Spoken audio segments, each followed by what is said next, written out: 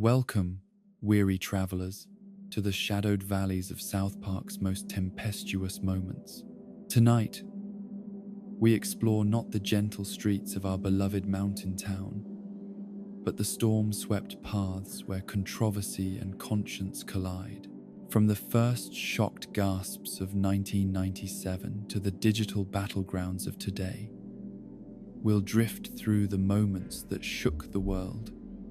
challenged beliefs, and revealed the complex heart beating beneath animation's boldest creation. So settle into your covers, close your eyes like you're preparing for one of Mr. Garrison's most uncomfortable lessons,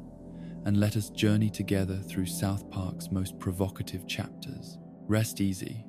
and let's begin. In the cultural landscape of 1997 America, television existed within carefully maintained boundaries of propriety and decorum, a sanitized reflection of middle-class sensibilities where the most daring transgression might be a mild innuendo or a barely audible curse word bleeped into oblivion. The airwaves belonged to family-friendly sitcoms, wholesome dramas, and animated children's programs that reinforced traditional values while avoiding any content that might disturb the comfortable assumptions of suburban living rooms across the nation. Into this carefully orchestrated world of acceptable entertainment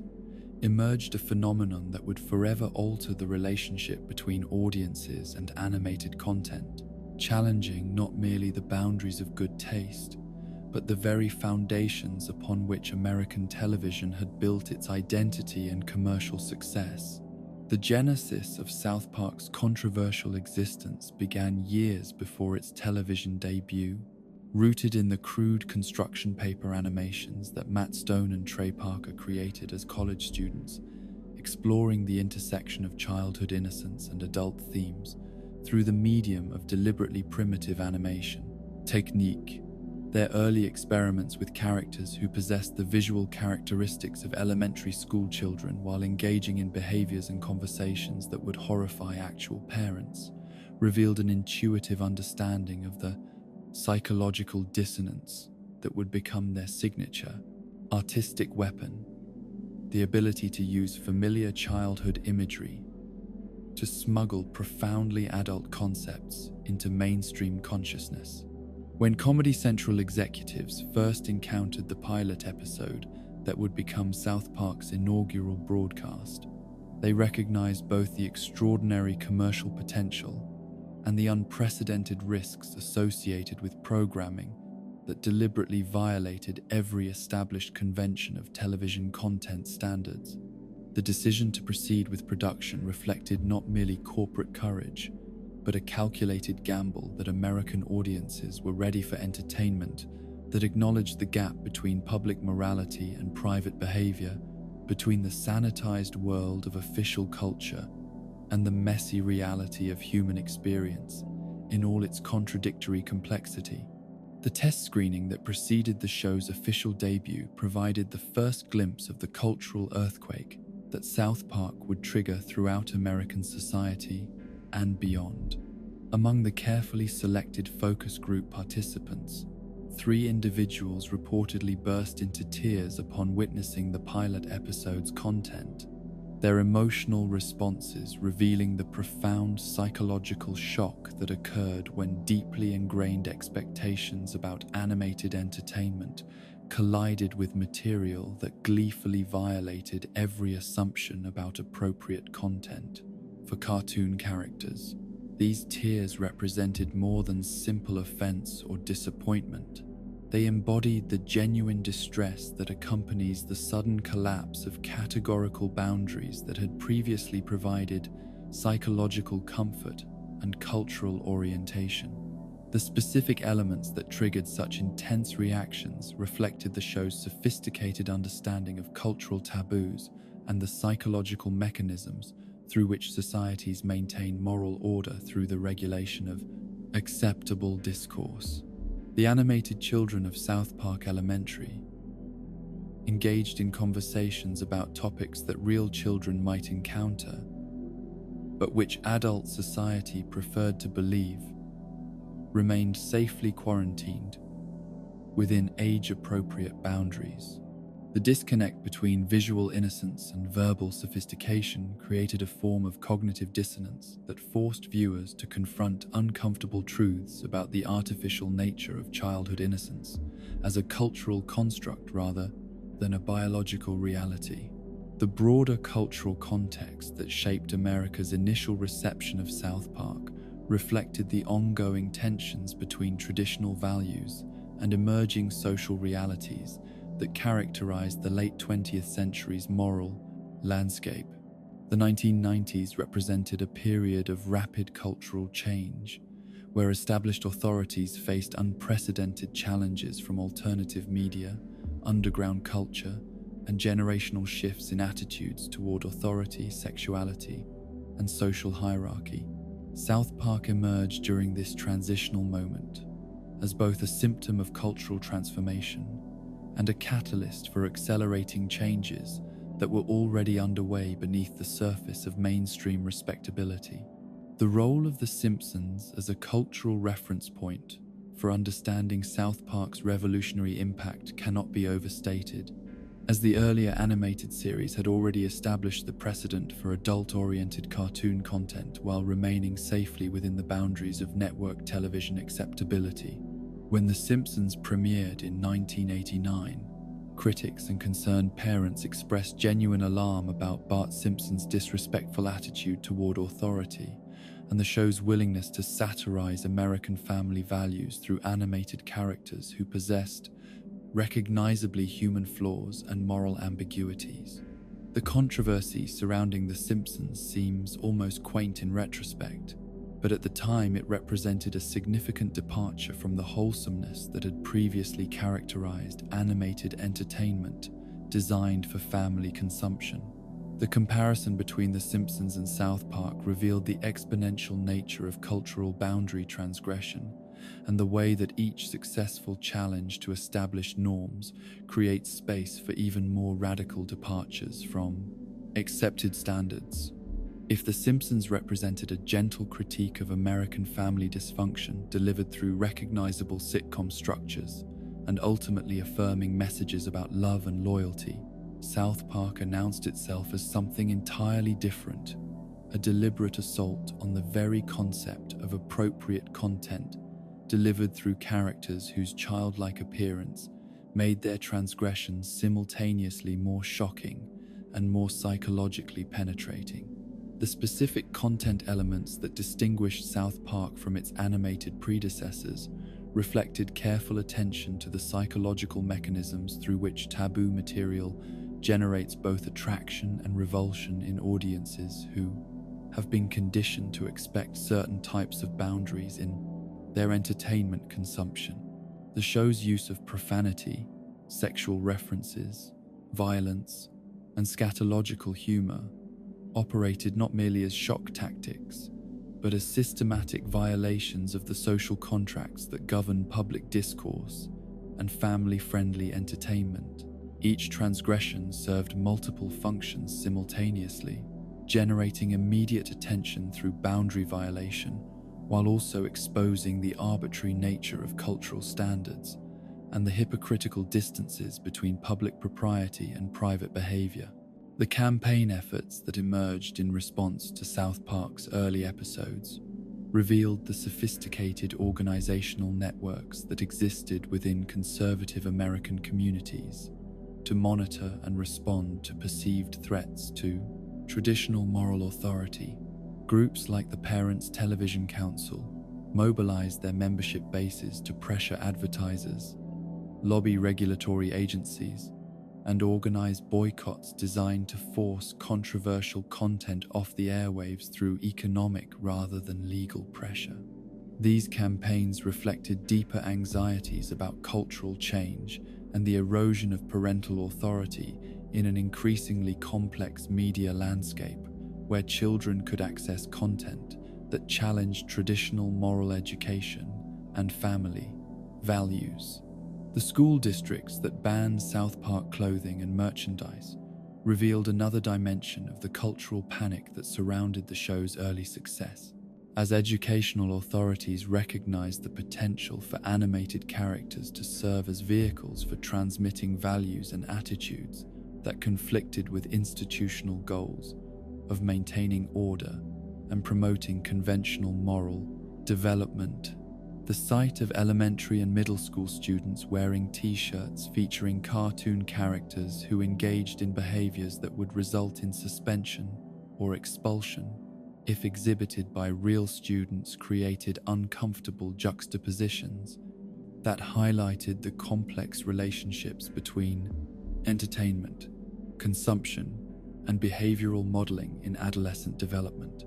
The psychological dynamics underlying the intense negative reactions to South Park's early content reflected deeper cultural anxieties about childhood innocence, parental authority, and social order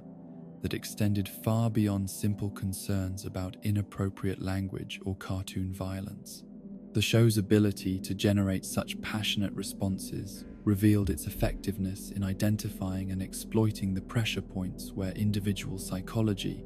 intersected with social regulation, creating content that simultaneously entertained audiences who appreciated its irreverence while genuinely disturbing those who relied on cultural boundaries to maintain psychological comfort and social identity.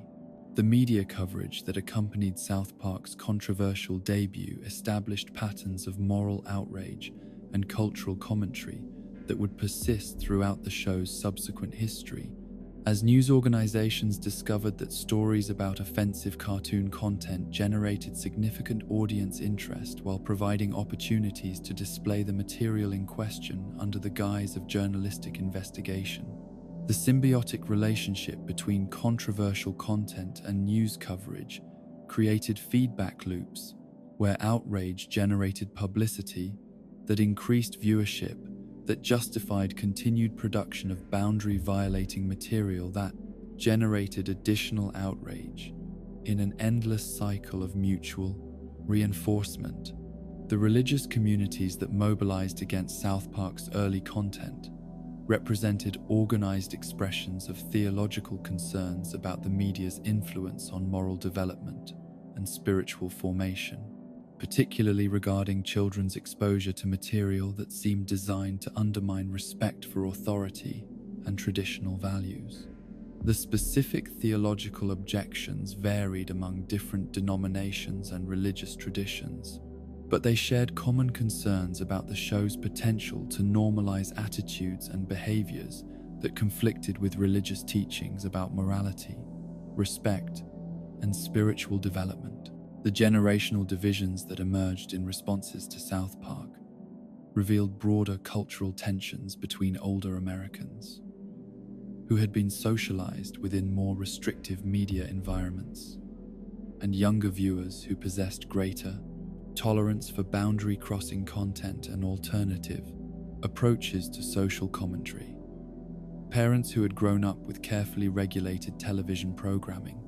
found themselves confronting entertainment choices that their children made independently, creating family conflicts that reflected broader social changes in media consumption patterns and generational attitudes toward authority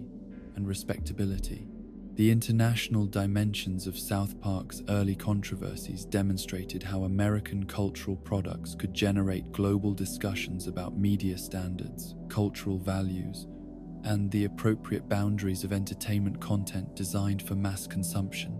Countries with different regulatory frameworks and cultural sensibilities responded to South Park's content in ways that revealed the diversity of approaches to managing the relationship between creative freedom and social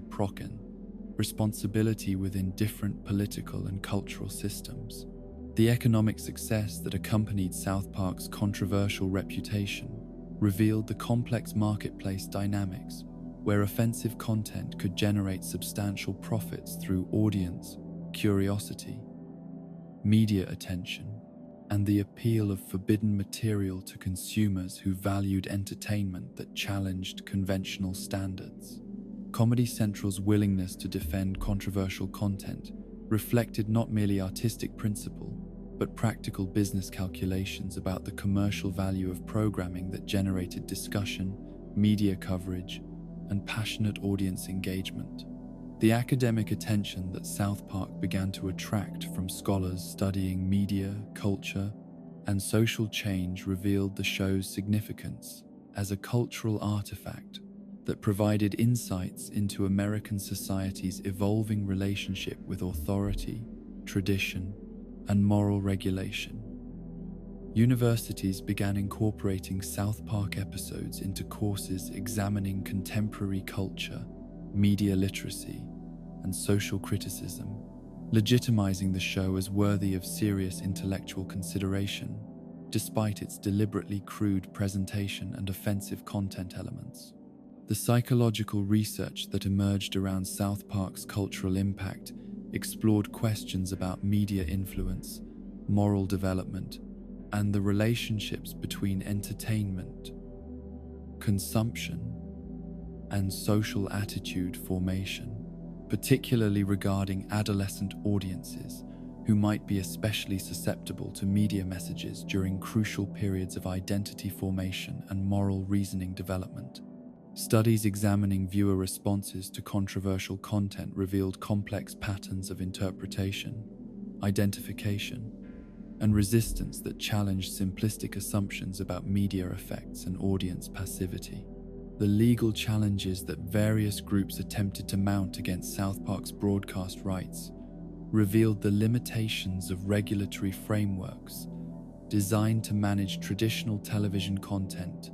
when applied to programming that deliberately pushed against established boundaries while remaining technically within the scope of protected speech. The First Amendment protections that surrounded South Park's controversial content established precedents that would influence subsequent battles over media regulation and creative freedom in increasingly diverse and fragmented media landscape. The international broadcast decisions that different networks made regarding South Park's content revealed varying national approaches to balancing creative freedom with cultural sensitivity, as broadcasters in different countries applied their own standards for determining what material could be presented to their audiences without generating unmanageable controversy or regulatory intervention.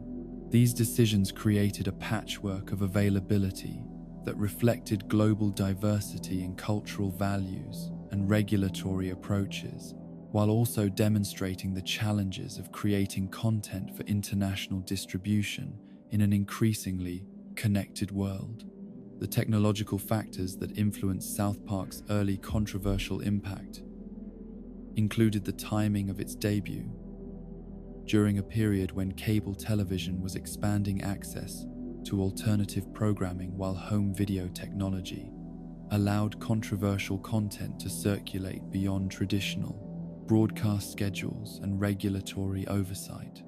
The ability of audiences to record,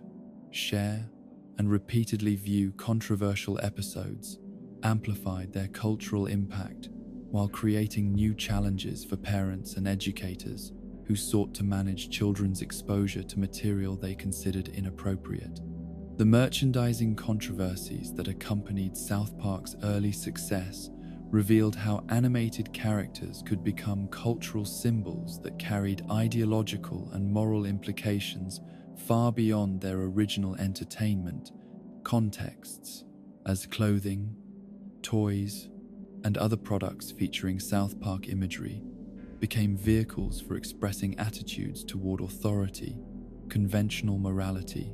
and social respectability. The debates over South Park merchandise in schools and other institutional settings reflected broader cultural tensions about the appropriate boundaries between commercial entertainment and public space. The fan communities that formed around South Park during its early controversial period demonstrated how offensive content could create strong bonds of shared identity among viewers who appreciated its willingness to violate social taboos and challenge conventional sensibilities. These communities provided social support for individuals who felt alienated from mainstream culture,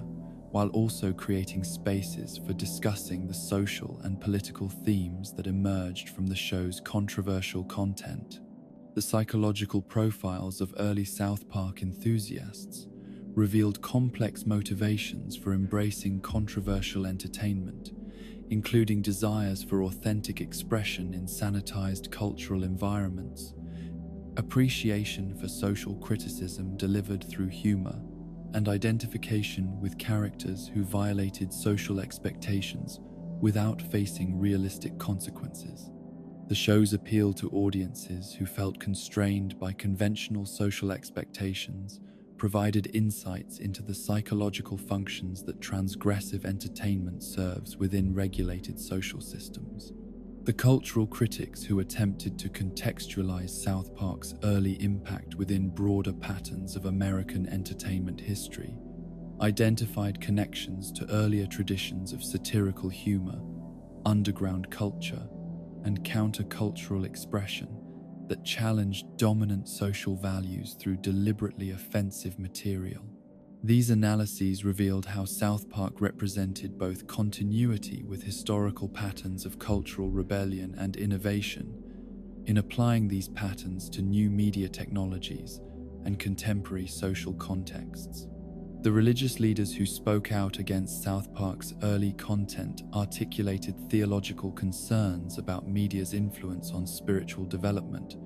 while also revealing denominational differences in approaches to engaging with secular culture and popular entertainment. The variety of religious responses demonstrated how different faith traditions balanced concerns about moral influence with recognition of creative freedom and cultural diversity in pluralistic societies. The educational debates that South Park generated revealed fundamental questions about media literacy, critical thinking, and the role of popular culture in adolescent development. As educators grappled with how to address student interest in controversial content while maintaining institutional commitments to promoting positive values and appropriate social behavior, these discussions highlighted the challenges facing educational institutions in media-saturated environments where students possessed independent access to content that challenged or contradicted official educational messages. In the gentle settling of memory over these turbulent early years, we recognize that South Park's initial controversies served as more than mere entertainment industry disruptions or cultural curiosities. They represented crucial moments in America's ongoing negotiation with its own values, boundaries, and assumptions about childhood, authority, and social responsibility. The tears shed by those three test viewers contained within them not only personal distress, but collective anxiety about cultural change, generational difference, and the erosion of shared moral frameworks that had previously provided stability and meaning within rapidly transforming social contexts. The passionate responses that greeted South Park's arrival revealed how deeply animated entertainment could penetrate psychological and social defenses, forcing confrontations with uncomfortable truths about human nature, social hypocrisy, and the artificial construction of moral boundaries that served political and cultural functions more than genuine ethical purposes. In the transformative journey from television constraints to cinematic freedom, few creative works have demonstrated as dramatically as South Park Bigger Longer and uncut the profound differences between mediums and the ways that artistic expression can flourish when liberated from the regulatory frameworks that govern broadcast entertainment. The transition from the small screen to the movie theater represented not merely an expansion of canvas, but a fundamental reimagining of what South Park could become when freed from the constant negotiations with network censors, advertising concerns, and the Federal Communications Commission's oversight that had shaped every decision in the show's early television incarnation. The psychological liberation that Matt Stone and Trey Parker experienced in approaching their first theatrical feature reflected years of accumulated frustration with the Byzantine regulatory processes that governed television content, where every potentially offensive word or image required careful negotiation with Comedy Central executives, who themselves operated under pressure from parent company Viacom and the broader commercial ecosystem that sustained cable television programming. The movie format offered something that had been largely theoretical during their television work: the genuine possibility of creating content limited only by their own artistic vision and the relatively permissive standards that governed theatrical releases designed for mature audiences. The Motion Picture Association of America presented its own complex landscape of regulation and restriction, but one that operated according to different principles than television oversight, focusing on age-appropriate ratings rather than absolute prohibition of controversial content. This fundamental difference in regulatory philosophy created opportunities for South Park's creators to explore themes, language, and imagery that would have been impossible within their television framework, while still maintaining access to mainstream distribution channels and commercial viability within the entertainment industry's established structures. The strategic decision to push aggressively against even these more permissive cinematic boundaries reflected Stone and Parker's growing confidence in their artistic vision and their recognition that South Park's cultural impact depended precisely on its willingness to violate audience expectations and challenge societal taboos through increasingly sophisticated applications of shock value and boundary transgression. The movie became not merely an extended episode, but a comprehensive assault on the very concept of appropriate entertainment content designed to test the outer limits of what mainstream American audiences would accept from animated characters, whose childlike appearance made their transgressions simultaneously more amusing and more psychologically disturbing. The original title, All Hell Breaks Loose, represented the creators' initial attempt to signal their intentions regarding the movie's relationship to conventional moral standards and their determination to explore themes and comza imagery that would have been absolutely forbidden within their television constraints. The phrase itself carried multiple layers of meaning, referring both to the literal plot elements involving supernatural conflict and to the anticipated cultural response that would follow the movie's release. The title's rejection by the Motion Picture Association demonstrated how even supposedly more permissive regulatory frameworks contained hidden restrictions and cultural sensitivities that could surprise creators who believed they understood the boundaries within which they were operating. The brilliant substitution of Bigger, Longer, and Uncut as the movie's official title revealed Stone and Parker's sophisticated understanding of linguistic ambiguity and their ability to embed subversive meanings within apparently innocent language that could pass regulatory scrutiny while still communicating their true intentions to audiences capable of decoding the sexual innuendo. The fact that the Motion Picture Association initially approved this title without recognizing its double meaning demonstrated the effectiveness of creative strategies that used regulatory blindness and cultural assumptions to smuggle controversial content past oversight mechanisms designed to prevent exactly such transgressions. The delayed recognition of the title's true meaning and the subsequent attempts to force changes revealed the reactive nature of much censorship activity, where regulatory bodies often fail to anticipate creative strategies until after controversial content had already achieved official approval and begun generating cultural attention. The Motion Picture Association's inability to revoke their earlier approval created a precedent that would influence future negotiations between creative artists and regulatory authorities, establishing the principle that official decisions could not be easily reversed without clear evidence of deception or fraud in the approval process. The legendary strategy surrounding the movie's profanity count represented one of the most sophisticated examples of creative compliance with regulatory frameworks, while simultaneously violating their underlying intentions and cultural purposes. When Stone and Parker learned that movies containing 400 or more instances of profanity would automatically receive the commercially devastating NC-17 rating, they embarked upon a meticulous counting process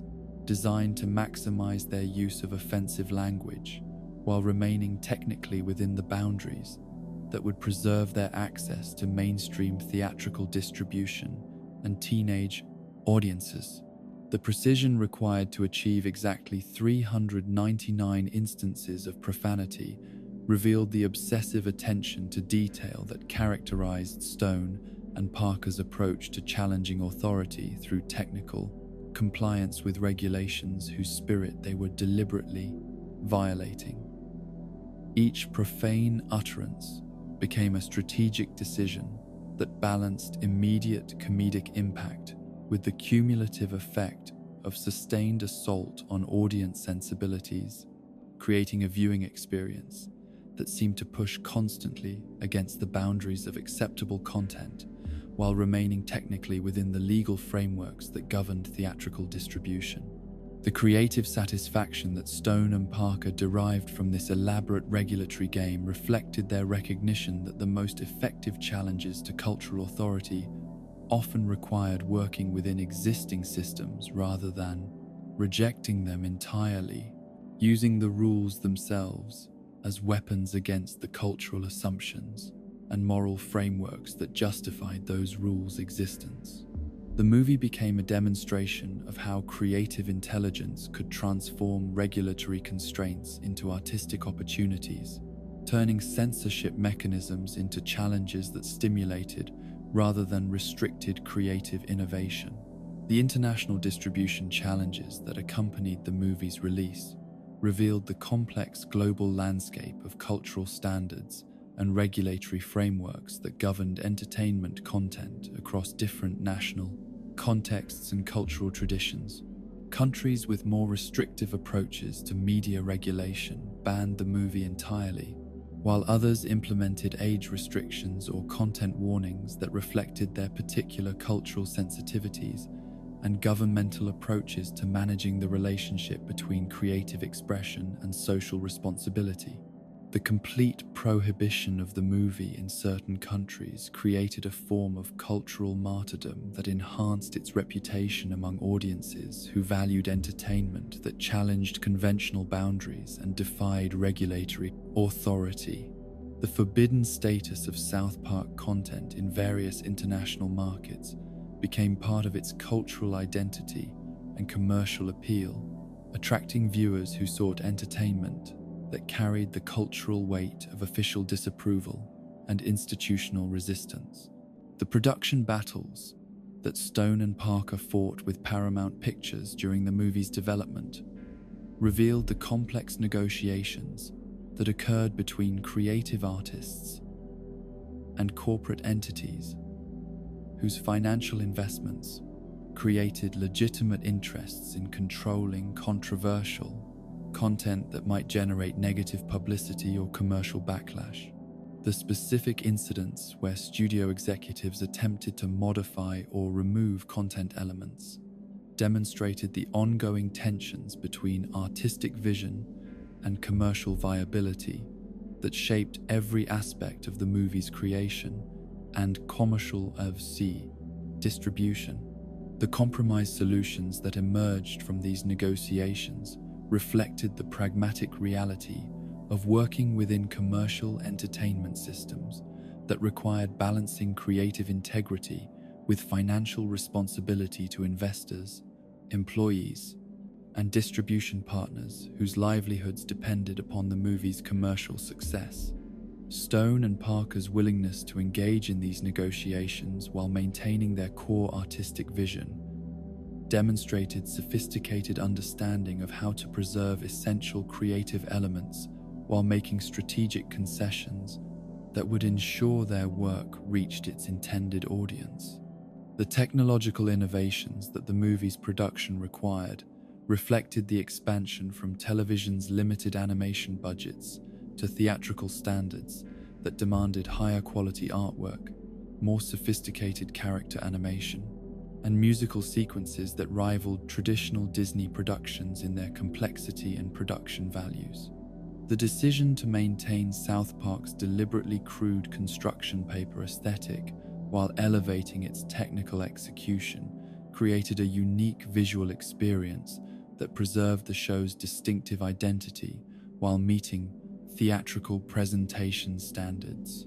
The musical elements that became central to the movie's structure and cultural impact represented Stone and Parker's recognition that theatrical audiences expected different types of entertainment experiences than television viewers, requiring sustained narrative development and emotional engagement that could justify the expense and effort of leaving home to attend a theatrical screening. The songs became vehicles for exploring themes and emotions that might have seemed forced or artificial within the show's typical episodic television format. The Broadway-quality musical numbers that Stone and Parker created for the movie demonstrated their sophisticated understanding of American musical theater traditions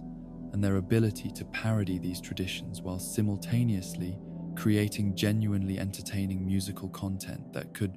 stand alongside the works they were satirizing. The songs served multiple functions simultaneously, advancing the plot, developing character relationships, and providing opportunities for the kind of elaborate, offensive content that would have been impossible within television constraints.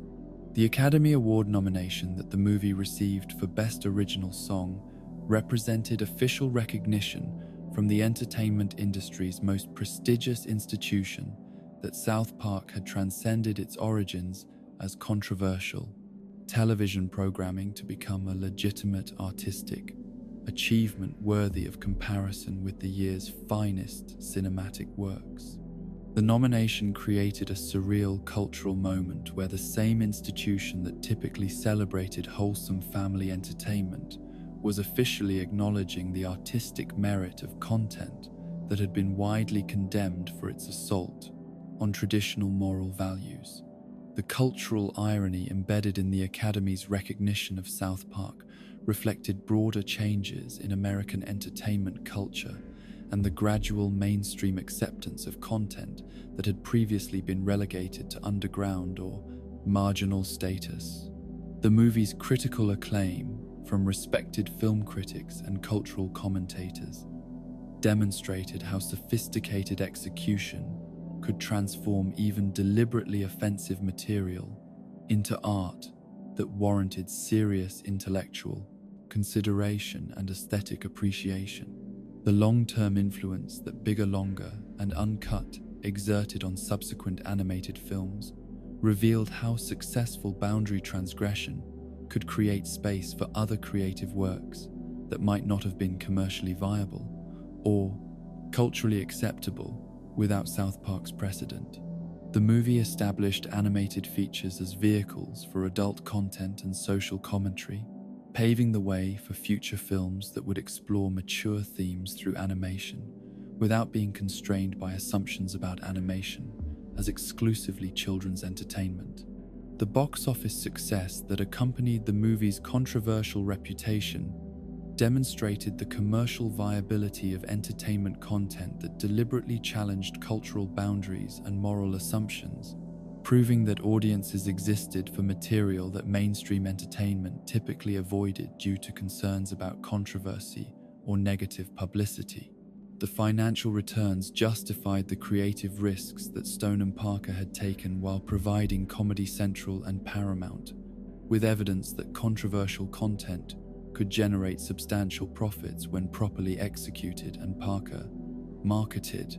The merchandising controversies that emerged around the movie's ancillary products revealed how animated characters could become cultural symbols that carried ideological weight far beyond their original entertainment contexts, as t-shirts, toys, and other products featuring movie imagery became ways for consumers to express their attitudes toward authority, conventional morality, and social respectability. The debates over movie merchandise demonstrated how commercial products could become political statements and cultural battleground markers in broader conflicts over values and social change. The home video release that followed the movie's theatrical run created additional opportunities for controversial content to reach audiences who might not have attended theatrical screenings, while also generating new rounds of cultural debate about the appropriate regulation of content that could be purchased and viewed within private homes. The transition from public theatrical experience to private consumption changed the cultural dynamics surrounding the movie's controversial elements, while maintaining their capacity to generate discussion and debate. The documentary features and behind-the-scenes materials that accompanied various video releases provided insights into Stone and Parker's creative process and their philosophical approaches to challenging cultural boundaries through entertainment content. These supplementary materials revealed the careful thought and strategic planning that went into creating content that appeared spontaneous and carelessly offensive, but actually reflected sophisticated understanding of psychology, culture, and artistic technique. The critical re-evaluation that the movie received in subsequent years demonstrated how controversial entertainment could gain cultural legitimacy over time,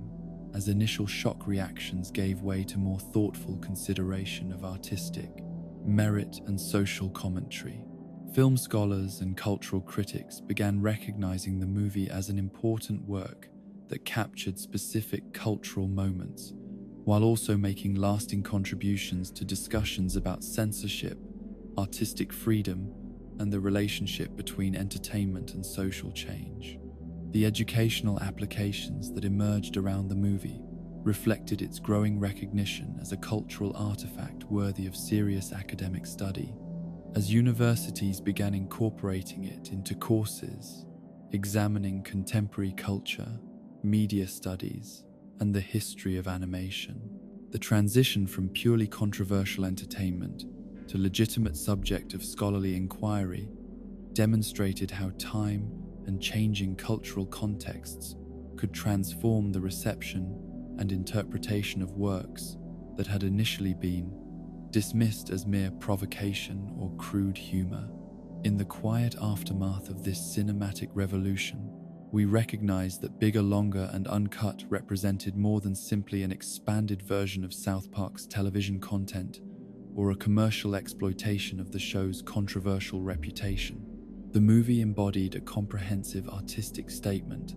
about the possibilities that emerged when creative vision was liberated from the regulatory constraints and commercial compromises that typically shaped mainstream entertainment. The battles fought with the Motion Picture Association, the strategic games played with profanity counts, and the international controversies that followed the movie's release all served as demonstrations of how artistic integrity could be maintained while working within commercial systems that were fundamentally designed to minimize risk and maximize profit through the elimination of potentially offensive content. The lasting impact of these cinematic experiments extended far beyond South Park itself to influence broader conversations about artistic freedom, cultural boundaries, and the role of entertainment in challenging social assumptions and moral frameworks that might otherwise remain unexamined and unchallenged. In the delicate territory where spiritual conviction meets satirical commentary, few television programs have navigated the treacherous waters of religious controversy with the persistent audacity and complex philosophical engagement demonstrated by South Park throughout its quarter-century exploration of Park's faith, belief, and institutional spirituality. The show's approach to religious themes reveals a sophisticated understanding of how deeply spiritual beliefs penetrate individual and collective identity, creating content that simultaneously respects the profound human need for transcendent meaning, while mercilessly exposing the human institutions and cultural practices that often corrupt or exploit that fundamental spiritual hunger for temporal power and material advantage. The early episodes that established South Park's willingness to tackle religious themes demonstrated Matt Stone and Trey Parker's recognition that spiritual questions represented some of the most fertile ground for cultural commentary, precisely because religious institutions occupied such protected positions within American social discourse that criticism of their practices or beliefs rarely received mainstream media attention. The decision to use animated elementary school children as vehicles for exploring complex theological questions created a unique form of cognitive dissonance that allowed profound spiritual insights to emerge from seemingly innocent contexts, while simultaneously highlighting the ways that religious education often presents sophisticated theological concepts to children who lack the developmental capacity to fully comprehend their implications. The two-part episode, Do the Handicapped, Go to Hell, and probably represented South Park's first sustained engagement with Christian theology and institutional practices, revealing the creators' deep familiarity with evangelical Christian culture and their sophisticated understanding of the psychological mechanisms through which religious fear could be weaponized to maintain institutional control and generate financial support from believers who were terrorized by vivid descriptions of eternal punishment. The episode's exploration of salvation, anxiety, and religious guilt demonstrated how childhood exposure to theological concepts about damnation and divine judgment could create lasting psychological damage while serving the institutional interests of religious organizations that profited from maintaining their congregants in states of spiritual dependency and existential terror. The specific theological questions that these episodes raised about the fate of unbaptized individuals and those who died without proper religious instruction reflected genuine debates within Christian denominational traditions while simultaneously exposing the arbitrary nature of salvation, criteria that seemed to depend more upon accidental circumstances of birth and cultural exposure than upon genuine moral character or spiritual development. The show's willingness to present these theological controversies through the innocent perspectives of elementary school children highlighted the cruel absurdity of religious systems that condemned individuals to eternal suffering based upon factors completely beyond their personal control or moral responsibility. The psychological realism with which the episodes portrayed childhood religious anxiety revealed Stone and Parker's personal familiarity with evangelical Christian culture and their understanding of how religious education could create profound emotional disturbance in young minds that were naturally predisposed to trust adult authority figures and accept theological teachings without the critical thinking skills necessary to evaluate their logical consistency or moral implications. The character of Butters serving as the primary victim of religious terrorization demonstrated how naturally trusting and morally sensitive children were often the most vulnerable to spiritual manipulation and psychological abuse disguised as religious instruction. The institutional critique embedded within these early religious episodes extended beyond specific theological disagreements to encompass broader patterns of how religious organizations often prioritized their own survival and growth over the genuine spiritual welfare of their congregants, creating systems that generated revenue through fear-based messaging while providing minimal actual spiritual guidance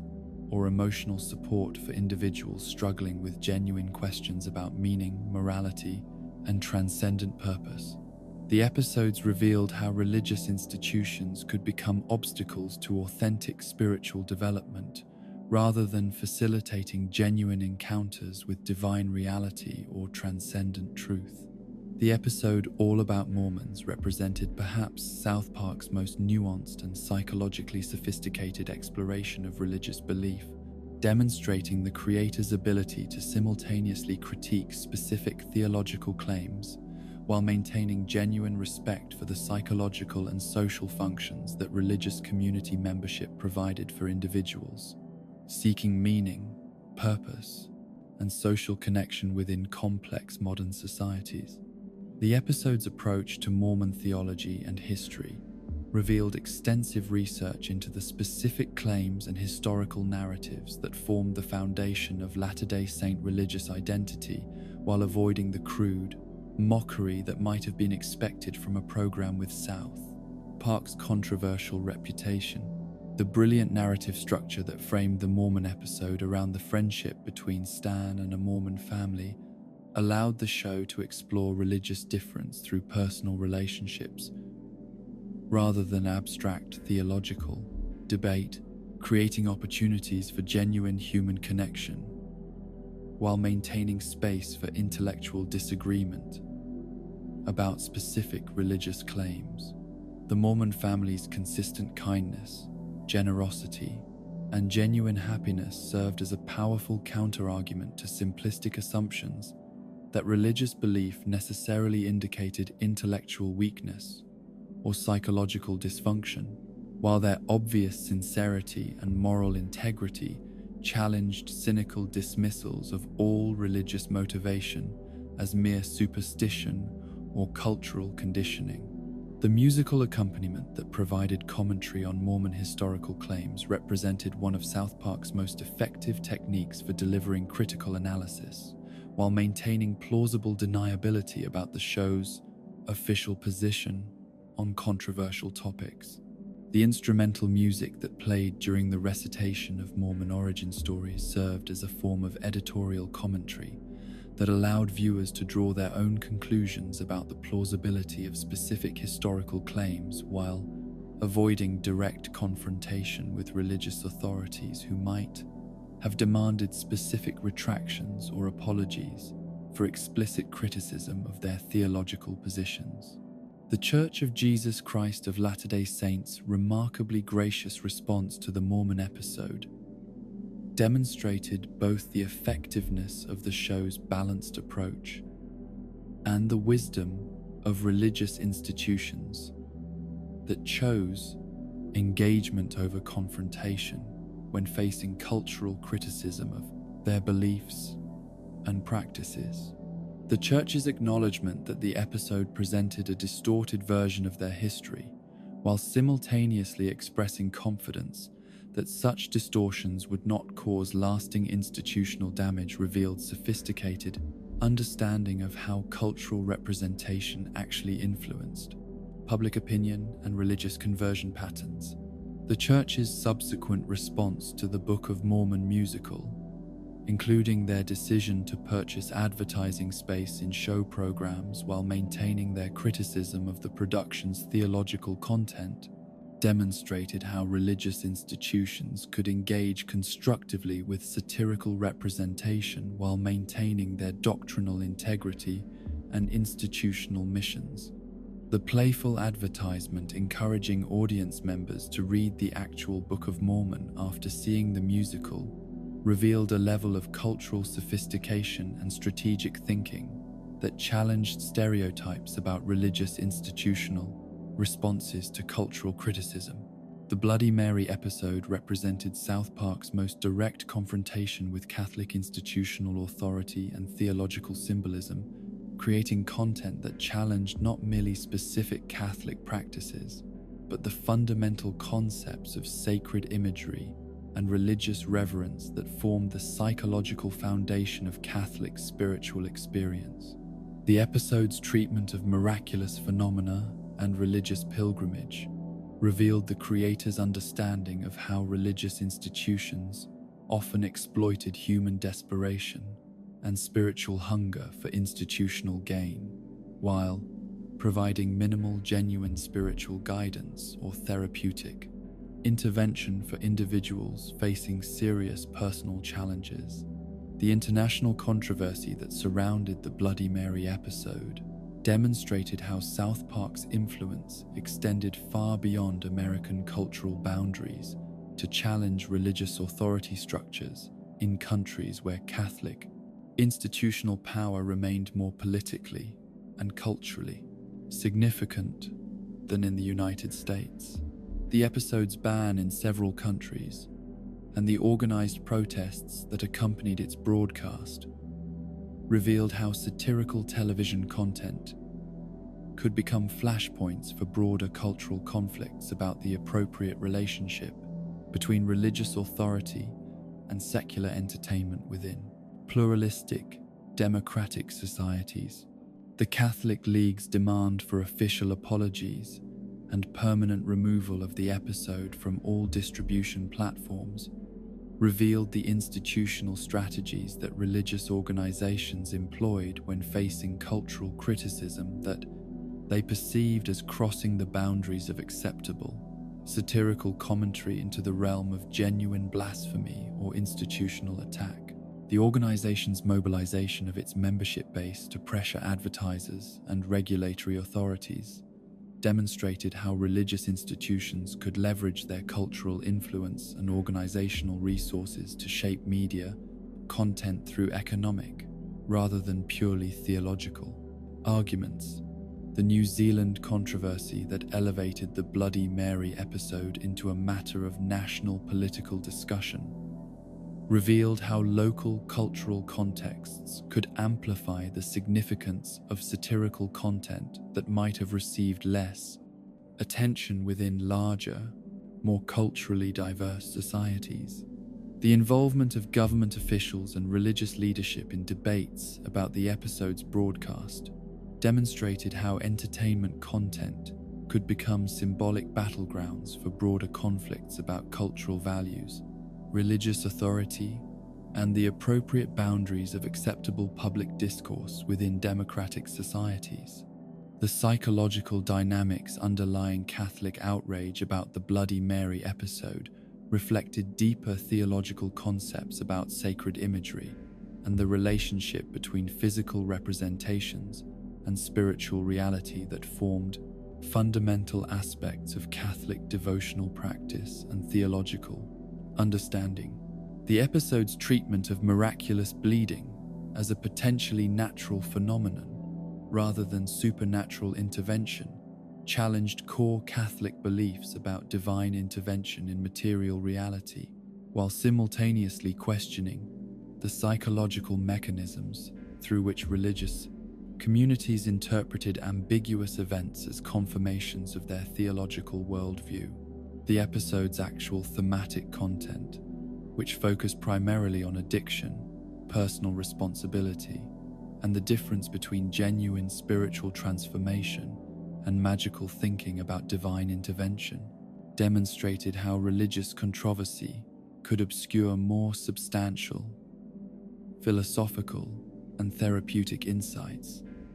that might have provided genuine value for viewers struggling with similar personal challenges. The focus on surface-level religious imagery prevented many critics from engaging with the episode's more sophisticated exploration of how individuals could develop healthy relationships with substances and behaviors that had previously controlled their decision-making and life choices. The broader pattern of religious episodes throughout South Park's history revealed a consistent philosophical approach that distinguished between institutional religious authority and genuine spiritual inquiry, consistently supporting individual spiritual seeking while challenging organized religious institutions that seemed to prioritize their own power and wealth over the authentic spiritual welfare of their adherents. This distinction allowed the show to maintain credibility with viewers who possessed genuine religious faith, while avoiding the crude, anti-religious bigotry that might have alienated audiences who found meaning and community within religious contexts. The Christmas episodes that became annual traditions within South Park's production schedule demonstrated how religious themes could be explored through cultural rather than purely theological lenses, examining how religious holidays had become commercialized and culturally appropriated, while maintaining recognition of their continuing spiritual significance for individuals and communities who approached them with genuine reverence and spiritual intention. These episodes revealed the creators' sophisticated understanding of how religious traditions functioned within contemporary consumer culture, while preserving space for authentic spiritual experience and religious devotion. The Jesus character, who appeared regularly throughout the show's run, served as a vehicle for exploring Christian theological concepts through direct, dramatic representation rather than abstract discussion, creating opportunities for examining how divine figures might actually respond to contemporary cultural situations and moral dilemmas. The character's consistent portrayal as genuinely loving and morally sophisticated, while occasionally frustrated by human behavior and institutional corruption, demonstrated the creator's ability to separate their criticism of religious institutions from their respect for the spiritual figures and moral teachings that provided the foundation for religious faith. The Satan character, who served as Jesus' occasional companion and philosophical interlocutor, revealed Stone and Parker's sophisticated theological understanding of how traditional concepts of good and evil had evolved within contemporary moral frameworks, creating opportunities for examining complex ethical questions through the perspectives of figures who represented ultimate moral positions while remaining psychologically realistic and emotionally relatable. The friendship between Jesus and Satan became a vehicle for exploring how apparent moral opposites might find common ground in their shared concern for human welfare and spiritual development. The denominational differences that emerged in various religious episodes demonstrated the creator's awareness of how different Christian traditions approached questions of salvation, moral authority, and spiritual practice, avoiding the simplistic assumption that all Christian groups shared identical beliefs or institutional structures. The specific attention paid to evangelical Protestant, Catholic, and Mormon theological distinctions revealed genuine research and cultural familiarity that elevated the show's religious commentary beyond crude stereotyping or uninformed criticism. The international religious censorship that affected South Park's distribution in various countries revealed the complex global landscape of religious authority and cultural sensitivity that influenced how satirical content could be presented to audiences within different national and cultural contexts. The patterns of censorship and cultural resistance demonstrated how religious institutions maintained different levels of political influence and cultural authority within various democratic societies, creating complex challenges for entertainment companies seeking global distribution of potentially controversial content. The educational value that many religious episodes provided through their exploration of theological concepts, historical religious developments, and comparative religious traditions demonstrated how satirical entertainment could serve pedagogical functions while maintaining its primary commitment to humor and cultural commentary. Many viewers reported learning more about different religious traditions through South Park episodes than through formal educational experiences, suggesting that entertaining presentation could make complex theological and historical information more accessible and memorable than traditional academic approaches. The generational differences that emerged in responses to South Park's religious content reflected broader cultural changes in American religious practice and the declining institutional authority of organized religious denominations within contemporary society. Younger viewers who had grown up with less direct exposure to traditional religious authority often responded differently to religious satire than older viewers whose cultural identity had been more significantly shaped by institutional religious participation, and traditional theological education. In the gentle settling of these spiritual storms, we recognize that South Park's engagement with religious themes represented something more complex and nuanced than simple institutional criticism or theological mockery. The show's consistent ability to generate passionate responses from religious communities revealed its effectiveness in identifying and exploring the psychological and cultural pressure points where spiritual authenticity intersected with institutional authority, creating content that simultaneously challenged corrupt or exploitative religious practices while maintaining respect for genuine spiritual seeking and religious devotion. The lasting impact of these religious controversies extended beyond immediate cultural debates to encompass ongoing conversations about the appropriate relationship between satirical entertainment and spiritual authority within pluralistic, democratic societies that valued both creative freedom and religious liberty as fundamental principles of social organization and individual development. In the complex intersection of religious reverence and artistic expression, few cultural flashpoints have revealed as starkly the fundamental tensions between creative freedom and spiritual sensitivity as South Park's prolonged engagement with the Islamic prohibition against visual representation of the Prophet Muhammad. This controversy evolved over multiple years and several episodes into what would become television's most comprehensive exploration of the boundaries between satirical commentary and religious blasphemy, ultimately creating a precedent-setting confrontation between Western principles of free expression and Islamic theological imperatives that would reshape not merely South Park's content, but the entire landscape of creative risk assessment within contemporary media production. The earliest appearance of Muhammad in the episode Super Best Friends occurred during a period of relative cultural innocence regarding Islamic sensitivities about prophetic representation, when the character appeared alongside other religious figures as part of a superhero parody that seemed designed primarily to explore interfaith cooperation rather than to challenge specific religious taboos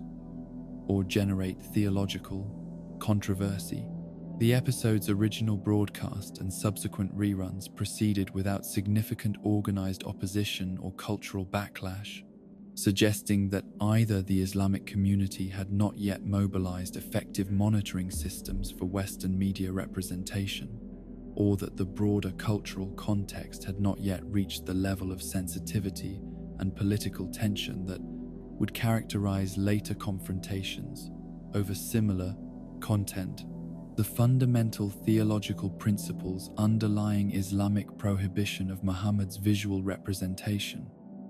reflect sophisticated spiritual concepts about the nature of divine revelation, human limitation, and the dangers of idolatry that could transform reverence for divine messengers into worship of human figures who were meant to serve as conduits for divine guidance rather than objects of veneration themselves. The prohibition serves multiple theological functions simultaneously, preventing the kind of personality cult development that might distract from the divine message, while also acknowledging human psychological tendencies toward visual representation that could gradually transform spiritual teaching into material worship of created rather than divine reality. The cultural evolution that occurred between Super Best Friends and the later Muhammad controversies reflected broader global developments in Islamic political consciousness and organizational capacity, as various Islamic groups developed more sophisticated monitoring and response mechanisms for addressing Western media content that they perceived as blasphemous or culturally insulting. The increasing political tension between Islamic nations and Western powers created a context where cultural representation became entangled with larger geopolitical conflicts, transforming what might have been purely theological disagreements into symbolic battlegrounds for broader conflicts about Western cultural imperialism and Islamic resistance to secular modernization. The Danish newspaper cartoon controversy that preceded South Park's Cartoon Wars episodes created the immediate cultural context that transformed Muhammad's representation from a relatively obscure theological issue into a matter of international political significance and potential physical danger for anyone involved in creating, publishing, or distributing such imagery. The violent protests and diplomatic tensions that emerged from the Danish cartoon publication demonstrated how visual representation could trigger responses that extended far beyond theological disagreement into the realm of political action and international conflict. The Cartoon Wars episodes represented South Park's direct engagement with these broader cultural tensions through a narrative structure that explicitly addressed the competing principles of creative freedom and religious sensitivity, while simultaneously testing the boundaries of what American television networks would support when faced with potential threats of violence or economic retaliation. The episode's exploration of censorship, terrorism, and cultural cowardice created multiple layers of commentary that addressed not only Islamic sensitivities, but also Western institutional responses to intimidation and the complex calculations that media companies made when balancing artistic integrity with physical and financial safety. The decision by Comedy Central to censor Muhammad's appearance in Cartoon Wars Part 2 represented a watershed moment in American television history, establishing a precedent where explicit threats of violence could effectively determine editorial content within mainstream media organizations that had previously maintained stronger commitments to creative freedom and resistance to external pressure. The network's capitulation demonstrated how terrorist tactics could achieve their intended goals of suppressing speech and artistic expression without requiring actual violence, creating a chilling effect that extended far beyond South Park to influence content decisions throughout the entertainment industry. The creators' public expressions of frustration and disappointment with Comedy Central's censorship decision revealed the genuine artistic and philosophical principles that motivated their approach to controversial content, demonstrating that their commitment to boundary-crossing material stemmed from serious convictions about creative freedom, rather than mere attention-seeking or commercial exploitation of controversy. Their characterization of the censorship as wimpy reflected deeper concerns about how institutional cowardice in the face of threats could gradually erode the cultural foundations that supported artistic expression and democratic discourse. The 200th episode celebration that provided the narrative framework for episodes 200 and 201 represented Stone and Parker's deliberate decision to revisit and escalate their most significant controversies as a form of artistic retrospective that would test whether intervening years had created more tolerance for boundary-crossing content, or whether cultural sensitivities had actually intensified in ways that would make previously acceptable material newly problematic. The anniversary format provided cover for reintroducing controversial elements under the guise of historical reflection, while actually serving as a vehicle for pushing even further against established boundaries.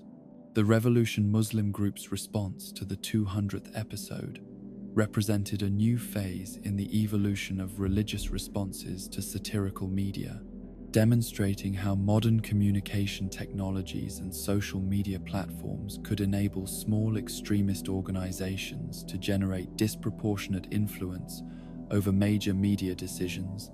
through strategic use of threatening rhetoric and symbolic references to previous acts of violence against artists and media figures who had created similarly controversial content. The group's implicit threats gained credibility through their specific references to Theo van Gogh's assassination and their detailed knowledge of the creator's personal information. The specific language that Revolution Muslim employed in their threats demonstrated sophisticated understanding of legal boundaries that distinguished between explicitly prohibited direct threats and constitutionally protected expressions of disapproval or religious objection, allowing them to communicate clear intentions regarding potential violence, while maintaining plausible legal deniability about their actual plans or capabilities. The references to Van Gogh's murder served as a form of coded threatening that relied upon audiences' knowledge of previous incidents to communicate intentions without crossing into legally actionable territory. The psychological impact of these threats extended beyond the immediate targets to encompass the broader creative community and media industry professionals who recognized that Revolution Muslim's tactics could be replicated by other groups seeking to suppress content that conflicted with their ideological or religious commitments. The chilling effect operated not merely through direct intimidation but through the demonstration that relatively small organizations could leverage modern communication technologies to generate significant influence over major media decisions through strategic application of threatening rhetoric. Comedy Central's response to the Revolution Muslim threats represented the complete capitulation of a major media organization to terrorist tactics, establishing a precedent that would influence content decisions throughout the entertainment industry and demonstrating how threats of violence could effectively achieve censorship goals without requiring actual physical attacks or legal proceedings. The network's decision to censor not only Muhammad's image but also his name, and Kyle's concluding speech about terrorism, revealed the extent to which fear had overwhelmed institutional commitments to creative freedom, artistic integrity. The comprehensive nature of the censorship extended far beyond simple visual editing to encompass dialogue modification, narrative restructuring, and the elimination of philosophical content that addressed the broader themes and moral implications of the terrorist threats themselves. The censoring of Kyle's speech represented perhaps the most troubling aspect of the network's capitulation, as it demonstrated willingness to suppress not merely potentially offensive imagery, but also intellectual commentary and moral reasoning about the effectiveness of terrorist tactics in achieving their censorship objectives. The permanent removal of the Muhammad episodes from all official distribution channels created an unprecedented form of cultural erasure that went far beyond temporary content modification to encompass the complete elimination of artistic works from the historical record of American television and popular culture. The episode's disappearance from Comedy Central's website, streaming services, DVD collections, and rebroadcast schedules represented a level of institutional self-censorship that exceeded even the most restrictive governmental approaches to media regulation within democratic societies. The lasting impact of this cultural erasure extended beyond the specific episodes to encompass broader questions about institutional memory, artistic preservation, and the responsibilities that media companies bore toward maintaining access to cultural works that had achieved historical significance despite containing controversial elements. The episode's removal created gaps in South Park's official narrative continuity, while also eliminating important cultural artifacts that documented specific moments in American responses to terrorist intimidation and religious extremism. The underground circulation of the censored episodes through unofficial channels demonstrated how digital technologies could partially circumvent institutional censorship decisions, while also highlighting the inadequacy of such informal preservation methods for maintaining long-term access to culturally significant artistic works. The necessity of relying upon potentially illegal distribution methods to access episodes of a mainstream television program revealed the extent to which official censorship had created gaps in cultural availability that could only be filled through extra-legal means. The partial uncensoring that occurred through technical glitches and human error provided tantalizing glimpses of the original artistic content, while also demonstrating how institutional censorship systems could be imperfect and vulnerable to accidental revelation of suppressed material. The discovery of Kyle's uncensored speech through website programming errors became a form of archaeological recovery of cultural material that had been deliberately hidden from public access, revealing content that addressed precisely the issues that the censorship itself had raised about terrorist effectiveness and institutional cowardice. The philosophical content of Kyle's censored speech, when finally revealed through these accidental disclosures, proved to contain sophisticated moral reasoning about the relationship between terrorist tactics and their success in achieving censorship objectives, demonstrating how the suppression of this content had eliminated precisely the kind of thoughtful analysis that might have contributed constructively to public discourse about appropriate responses to religious extremism and violent intimidation of artistic expression. The long-term consequences of the Muhammad censorship controversy extended far beyond South Park to influence content creation decisions throughout the entertainment industry, as producers, writers, and network executives internalized lessons about the potential costs of creating material that might trigger similar threats of violence or economic retaliation from organized extremist groups.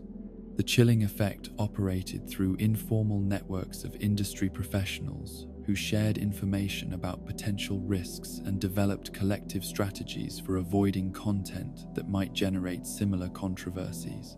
The international dimensions of the Muhammad controversy revealed how local censorship decisions could have global implications within interconnected media markets, where content traveled across national boundaries through streaming services, social media platforms, and informal distribution networks that operated beyond traditional regulatory frameworks.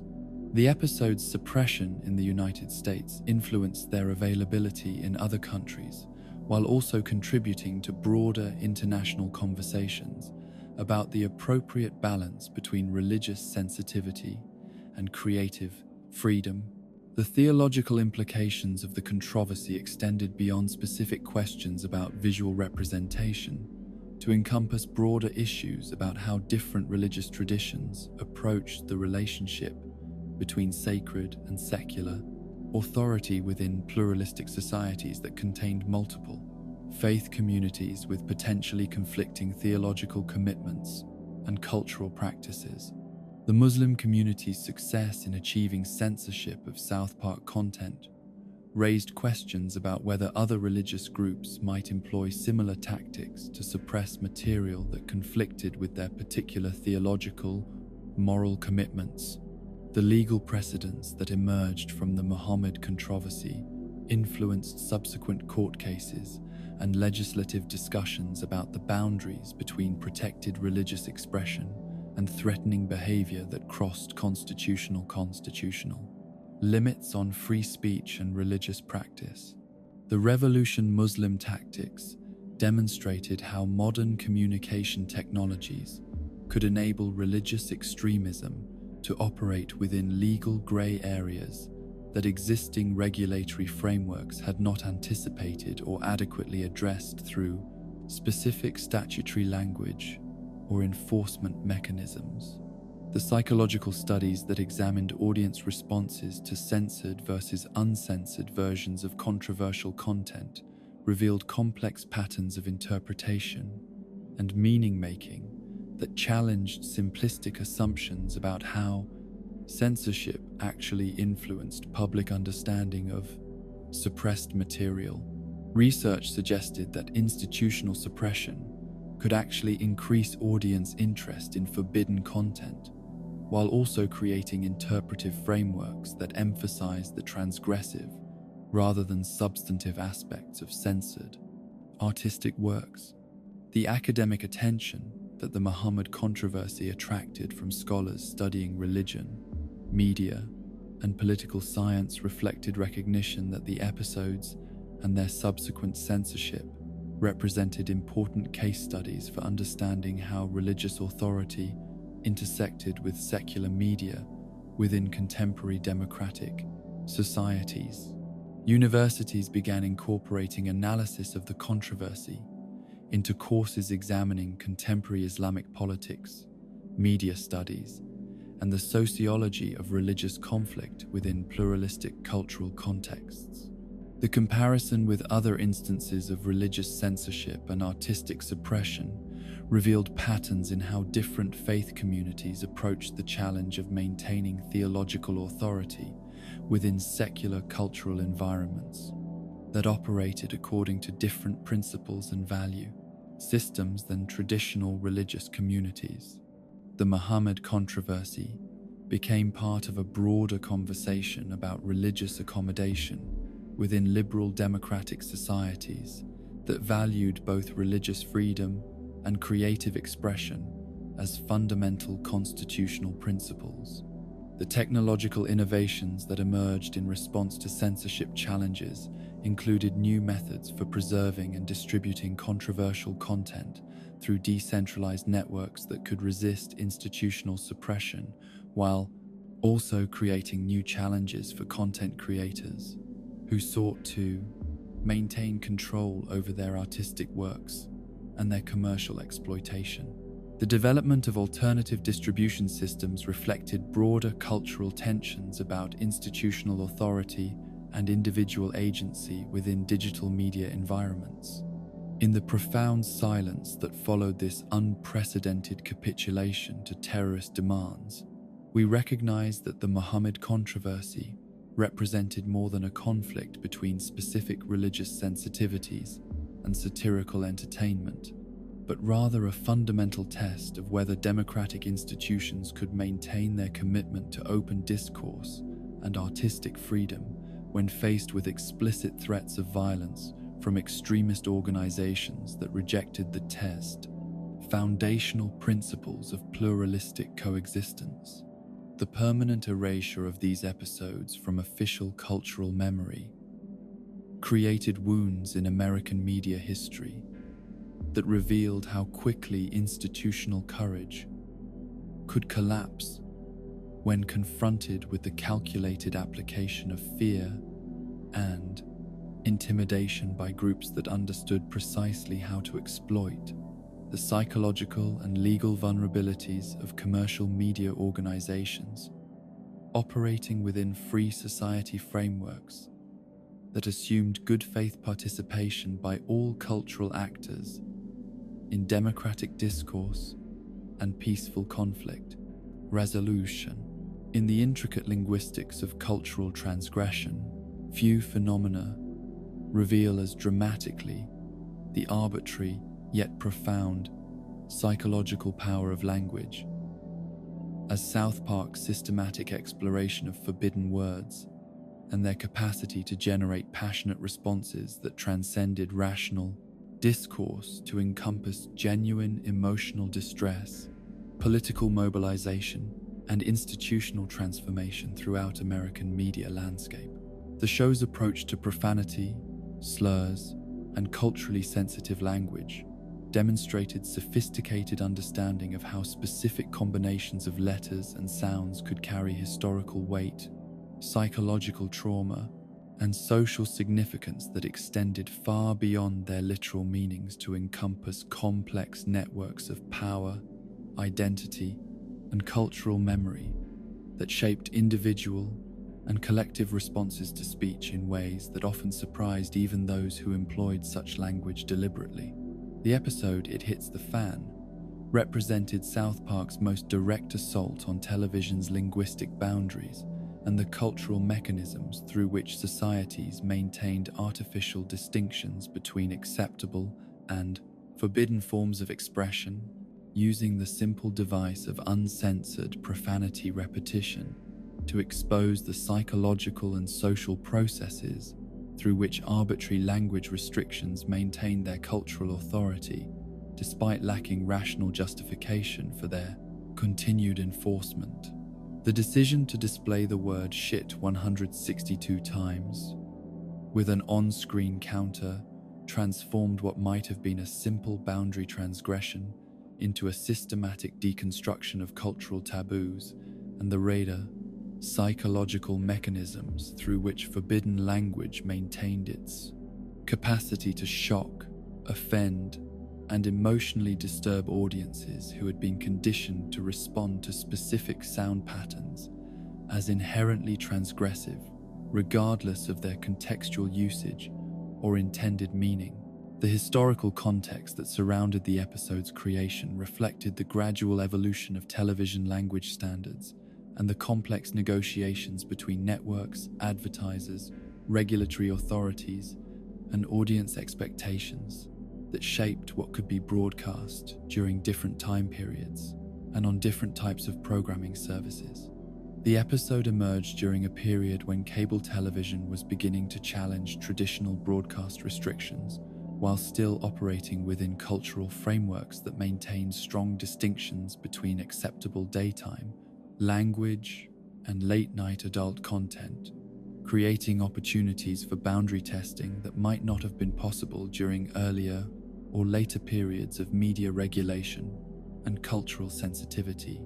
The strategic decision to focus on a relatively mild profanity rather than more offensive language demonstrated Stone and Parker's sophisticated understanding of how to achieve maximum cultural impact while minimizing the risk of complete institutional rejection or legal challenge that might have prevented the episode from reaching its intended audience. The choice of shit as their linguistic weapon revealed careful calculation about which boundaries could be crossed, without triggering responses that would eliminate their platform for future boundary transgression or cultural commentary. Through similar techniques, the philosophical framework that the episode constructed around the arbitrary nature of language restrictions revealed the creator's understanding of how cultural taboos operated through psychological conditioning rather than rational, moral principios, using the device of apocalyptic consequences to demonstrate the absurdity of treating specific sound combinations as inherently dangerous or morally corrupting. The episode's suggestion that saying forbidden words could literally trigger supernatural catastrophes served as an elaborate metaphor for how societies invested arbitrary language restrictions with magical thinking that attributed genuine, causal power to specific vocal sounds and written symbols. The surprisingly muted public response to the episode's unprecedented language use demonstrated how strategic boundary transgression could sometimes achieve its goals of normalizing previously forbidden content without generating the pleasant, massive cultural backlash that might have been expected, based on earlier responses to less dramatic violations of television language standards. The relative lack of organized protest or media controversy suggested that American audiences had become more tolerant of linguistic transgression, or that the episode's philosophical framework had successfully recontextualized profanity use as social commentary rather than mere boundary violation for its own sake. Comedy Central's initial resistance to the episode's concept and their eventual capitulation to the creator's more extreme alternative approach revealed the complex negotiations that occurred between creative artists, network executives, when controversial content pushed against established boundaries while still remaining within the legal and commercial frameworks that governed cable television programming. The network's preference for occasional profanity use over systematic repetition demonstrated institutional anxiety about crossing thresholds that might trigger regulatory intervention or advertiser withdrawal, while still maintaining their commitment to supporting creative content that challenged conventional standards. The long-term impact that the episode exerted on television language standards became evident in subsequent years as other programs began incorporating previously forbidden language into their regular content, suggesting that South Park's systematic boundary transgression had successfully shifted cultural expectations about what constituted acceptable television language within adult-oriented programming contexts. The episode served as a precedent that other creators could reference when seeking approval for similar content, creating a cumulative effect where individual boundary crossings contributed to broader cultural changes in language acceptability and media regulation. The episode, with apologies to Jesse Jackson, represented South Park's most sophisticated and psychologically complex exploration of racial language and the profound historical trauma embedded within specific words that carried the accumulated weight of centuries of systematic oppression, violence, and dehumanization that could not be easily dismissed through rational argument or contextual reframing. The episode's approach to the N-word demonstrated the creator's recognition that certain forms of language transgression required different treatment than simple profanity because they involved historical pain and ongoing social dynamics that extended far beyond individual psychological responses to encompass collective memory and community identity formation.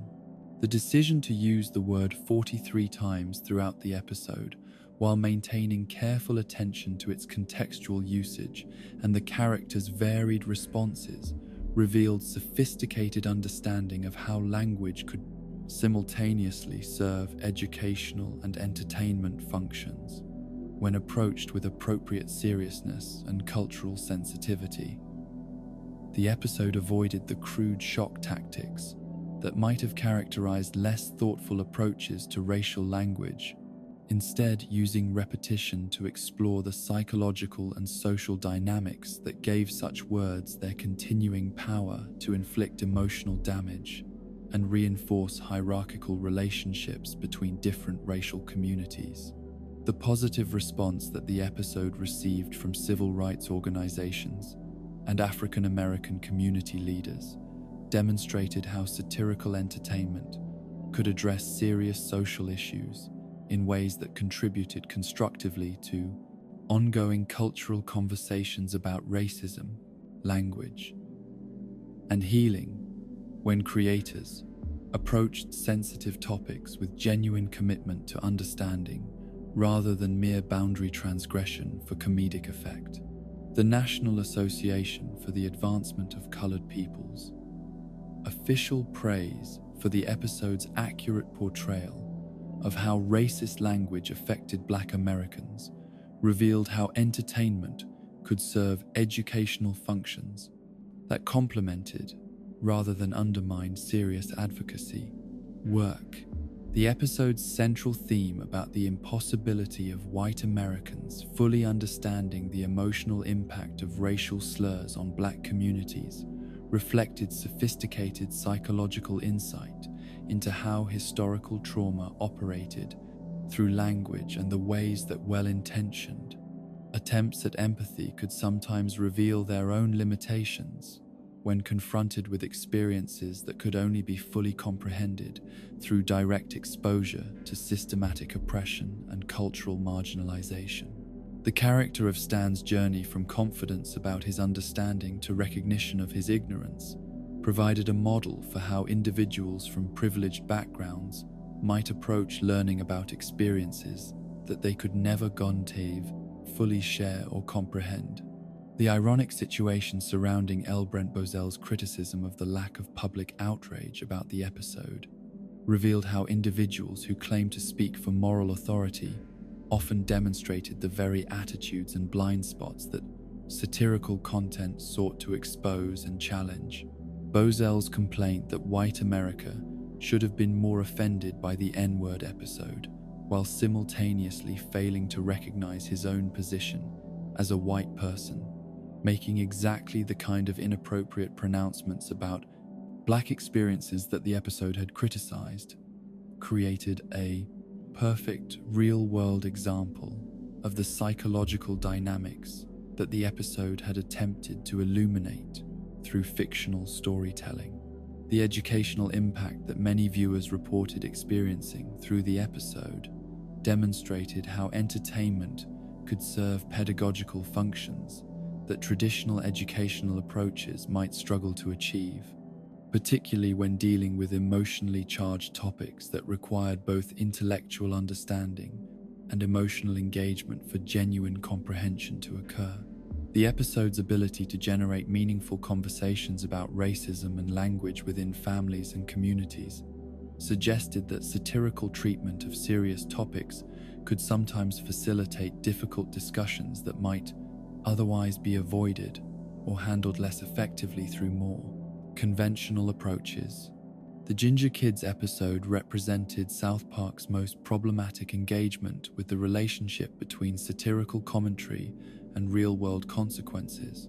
demonstrating how entertainment content designed to criticize discrimination and prejudice could be misinterpreted by audiences who lacked the cultural literacy necessary to distinguish between satirical targets and satirical positions. The episode's intended message about the absurdity of appearance-based discrimination became lost for many viewers who focused on the surface-level humor derived from mocking red-haired individuals rather than understanding the deeper commentary about how arbitrary physical characteristics could become targets for systematic social exclusion and harassment. The real-world emergence of Kick a Ginger Day as an organized harassment campaign directed against red-haired children demonstrated the most troubling potential consequences of satirical content when it reached audiences who were either too young or too culturally unsophisticated to understand the difference between laughing at prejudice and laughing with it. The transformation of anti-discrimination commentary into actual discrimination revealed how satirical techniques that relied upon irony and context could fail catastrophically when those interpretive frameworks were absent from audience, reception, and understanding. The personal testimonies of individuals like Ed Sheeran and the Gingers Have Souls internet personality who attributed their childhood harassment experiences to South Park's influence revealed the genuine human costs that could result from satirical misfires and the ways that entertainment content could contribute to systematic bullying and social exclusion, despite creators' intentions to criticize rather than promote such behaviors. These testimonies highlighted the complex moral responsibilities that creators bore for anticipating how their content might be received and misused by different audience segments. The broader cultural conversation that emerged around the Ginger Kids controversy addressed fundamental questions about artistic responsibility, audience interpretation, and the mechanisms through which societies could distinguish between satirical commentary that served constructive social purposes and content that might inadvertently contribute to harmful social dynamics, regardless of creative intentions.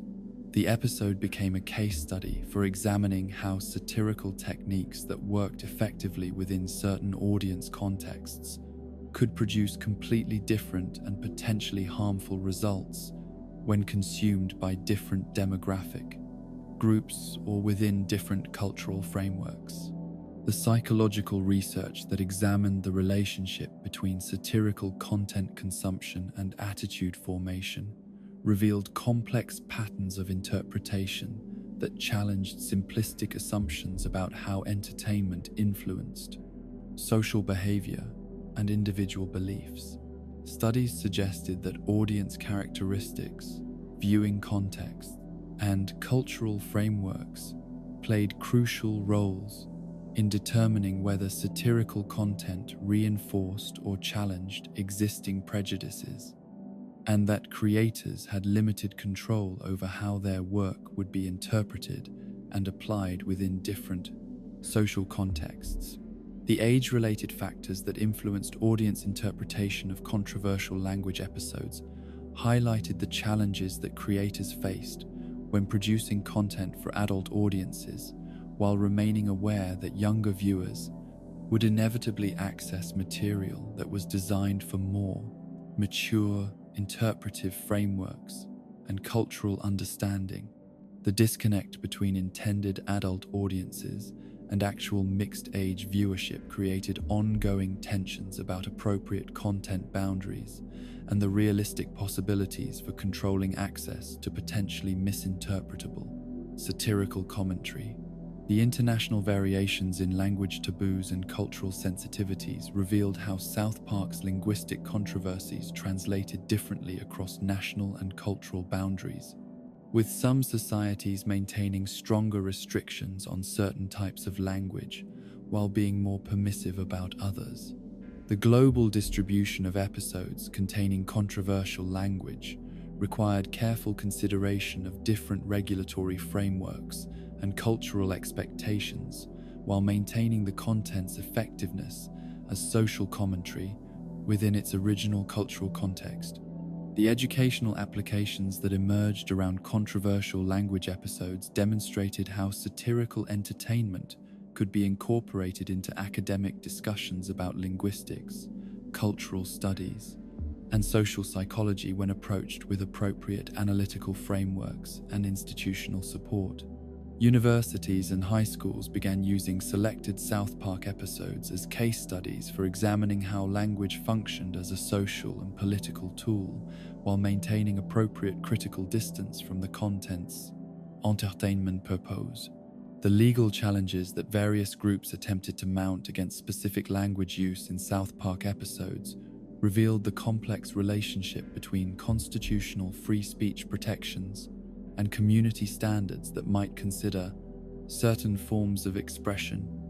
harmful to particular demographic groups.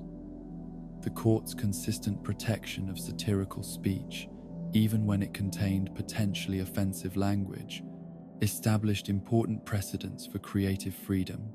while also highlighting the limitations of legal remedies for addressing content that might contribute to social harassment or discrimination. The therapeutic applications that some counselors and educators developed around controversial language episodes demonstrated how entertainment content could serve as starting points for difficult conversations about discrimination, historical trauma,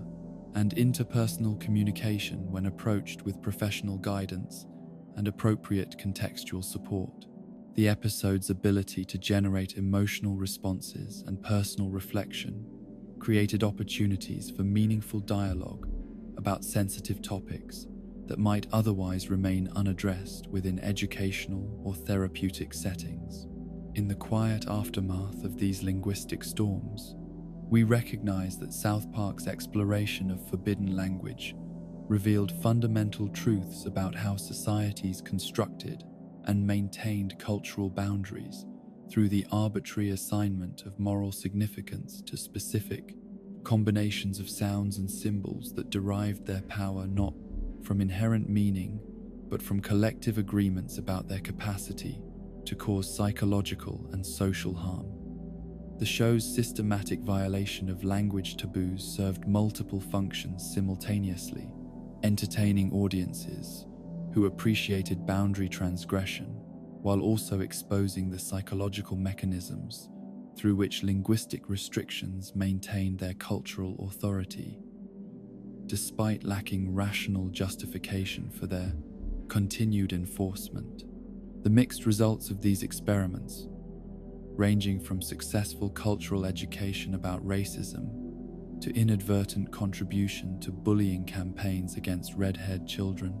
demonstrated the complex moral responsibilities that creators bore when using satirical techniques to address serious social issues through entertainment media that reached diverse audiences with varying levels of cultural sophistication and interpretive ability.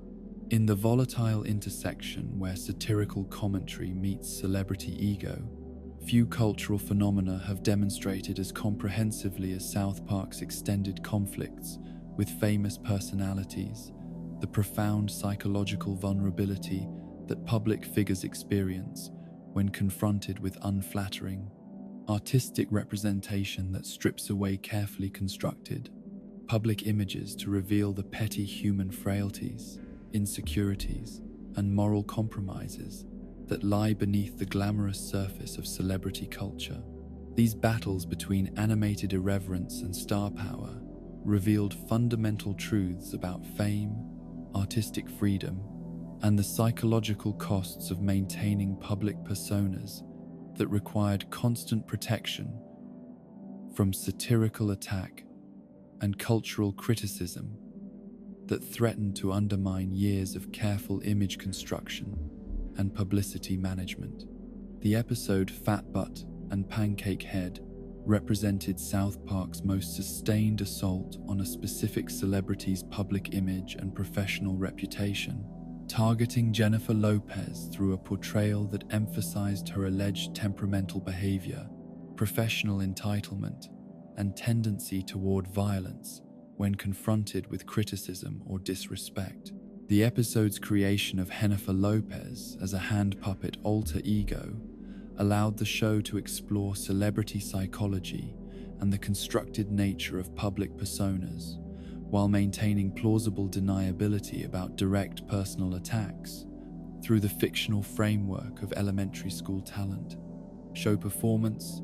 and childhood imagination. The specific characteristics that the episode attributed to its Jennifer Lopez parody reflected widespread industry rumors and tabloid speculation about the real celebrities' behind-the-scenes behavior, transforming gossip and unverified reports into satirical content that could reach mainstream audiences without the legal risks associated with factual reporting or documentary investigation. The show's ability to present celebrity criticism through fictional frameworks created opportunities for exploring public figure, psychology, and entertainment industry dynamics, while avoiding the defamation lawsuits that might have resulted from more direct approaches to celebrity critique and cultural commentary. The reported intensity of Jennifer Lopez's response to her South Park portrayal revealed the genuine psychological impact that satirical representation could have on celebrities whose public images represented carefully constructed commercial assets that generated substantial financial value through endorsement deals, movie contracts, and music sales that depended upon maintaining specific types of cultural reputation and fan loyalty. The alleged firing of crew members who referenced the episode during film productions demonstrated how celebrity anger about satirical treatment could create professional consequences for individuals who had no involvement in creating the offensive content, but who failed to maintain appropriate distance from material that threatened star sensibilities. The power dynamics that emerged from Lopez's reported responses illustrated how celebrity influence could extend beyond traditional entertainment industry boundaries to encompass broader cultural conversations about acceptable forms of critique and the professional risks associated with engaging with satirical content that targeted powerful individuals within the entertainment ecosystem. The chilling effect that such responses could create among industry professionals revealed how celebrity displeasure with satirical treatment could influence not merely the creators of offensive content, but entire networks of individuals whose careers depended upon maintaining positive relationships with major entertainment figures. Trey Parker's account of his personal encounter with Jennifer Lopez at an industry party provided rare insight into how celebrity satirist relationships operated within the social contexts where entertainment industry professionals encountered each other outside their official, professional capacities.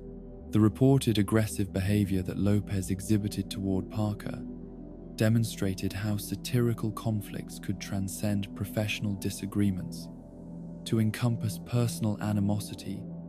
and social hostility that influenced networking, opportunities, and industry relationship building within Hollywood's interconnected social ecosystem. The Tom Cruise closet saga represented South Park's most elaborate and psychologically sophisticated celebrity targeting, using sustained metaphorical imprisonment to explore widespread speculation about the actor's sexuality, while simultaneously criticizing the legal intimidation tactics that celebrities employed to suppress unwanted media attention and cultural commentary about their private lives. The episode's central conceit of physical closet confinement created multiple layers of meaning that addressed both specific rumors about Cruz's personal life and broader themes about celebrity privacy, authentic self-expression, and the psychological costs of maintaining public personas that might conflict with private reality. The legal maneuvering that surrounded the Tom Cruise episode revealed the complex strategies that celebrities employed when attempting to suppress satirical content that they perceived as crossing boundaries between acceptable public commentary and actionable defamation or invasion of privacy. Cruz's reported threats of litigation demonstrated how celebrity legal resources could be weaponized to intimidate creators and networks, even when the threatened lawsuits might ultimately prove unsuccessful in court, creating economic pressures and institutional anxiety that could achieve censorship goals without requiring actual legal victories. The connection between Tom Cruise's Scientology involvement and South Park's broader conflict with the organization created additional layers of complexity in what might otherwise have been a simple celebrity satirist dispute, transforming individual celebrity sensitivity into institutional religious opposition that carried implications for the show's ability to maintain its commitment to boundary-crossing social commentary. The intersection of celebrity protection and religious authority demonstrated how multiple forms of cultural power could combine to create pressure on satirical content that exceeded what either celebrity status or religious authority might have achieved independently. The alleged intervention by Viacom executives in the scheduled rebroadcast of the Tom Cruise episode represented one of the most significant examples of corporate interference with editorial content based on celebrity pressure and economic considerations that prioritized maintaining positive relationships with major entertainment figures over supporting creative freedom and artistic integrity. The reported connection between Cruise's Mission Impossible promotional obligations and the episode's cancellation revealed how interlocking corporate relationships within the entertainment industry could create conflicts of interest that influenced content decisions in ways that prioritized commercial considerations over journalistic or artistic principles. The petition drive that emerged in response to the episode's cancellation demonstrated how audience investment in satirical content could mobilize organized resistance to censorship attempts, while also revealing the limitations of such grassroots organizing when confronted with institutional, economic interests that operated according to different priorities than public opinion or artistic freedom advocacy. The 5,000 signatures gathered for the petition represented significant audience engagement, while also highlighting how such organizing efforts often failed to generate sufficient pressure to overcome corporate decision-making processes that prioritized financial relationships over cultural values. The Isaac Hayes departure that resulted from South Park's Scientology criticism represented the most dramatic and personally costly consequence of the show's celebrity conflicts,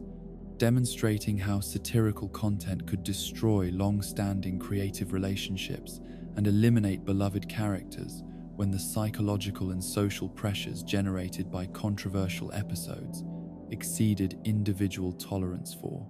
professional association with boundary crossing content. Hayes' position as both a Scientologist and a central South Park performer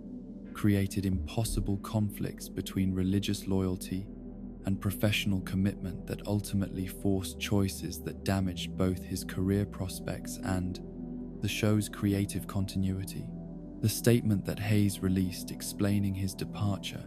revealed the complex psychological pressures that Scientology membership could create for individuals whose professional success depended upon maintaining positive relationships with organizations and content that directly challenged their religious beliefs and community affiliations. The language of religious offense and professional incompatibility that characterized his resignation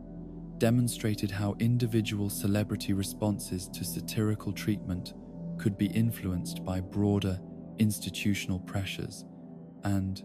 community expectations that extended beyond personal preferences or professional considerations. The subsequent revelation by Hayes' son that his father had never actually authored the resignation statement created a disturbing portrait of how religious organizations could potentially manipulate vulnerable individuals and exploit family medical crises to advance institutional interests. Through fabricated public relations campaigns that served organizational rather than personal purposes. The allegation that Scientology representatives had written and released the resignation statement while Hayes was hospitalized following a stroke revealed the potential for institutional exploitation of celebrity health problems and family tragedies. The mysterious circumstances surrounding Isaac Hayes' death 2 years after his departure from South Park generated conspiracy theories and speculation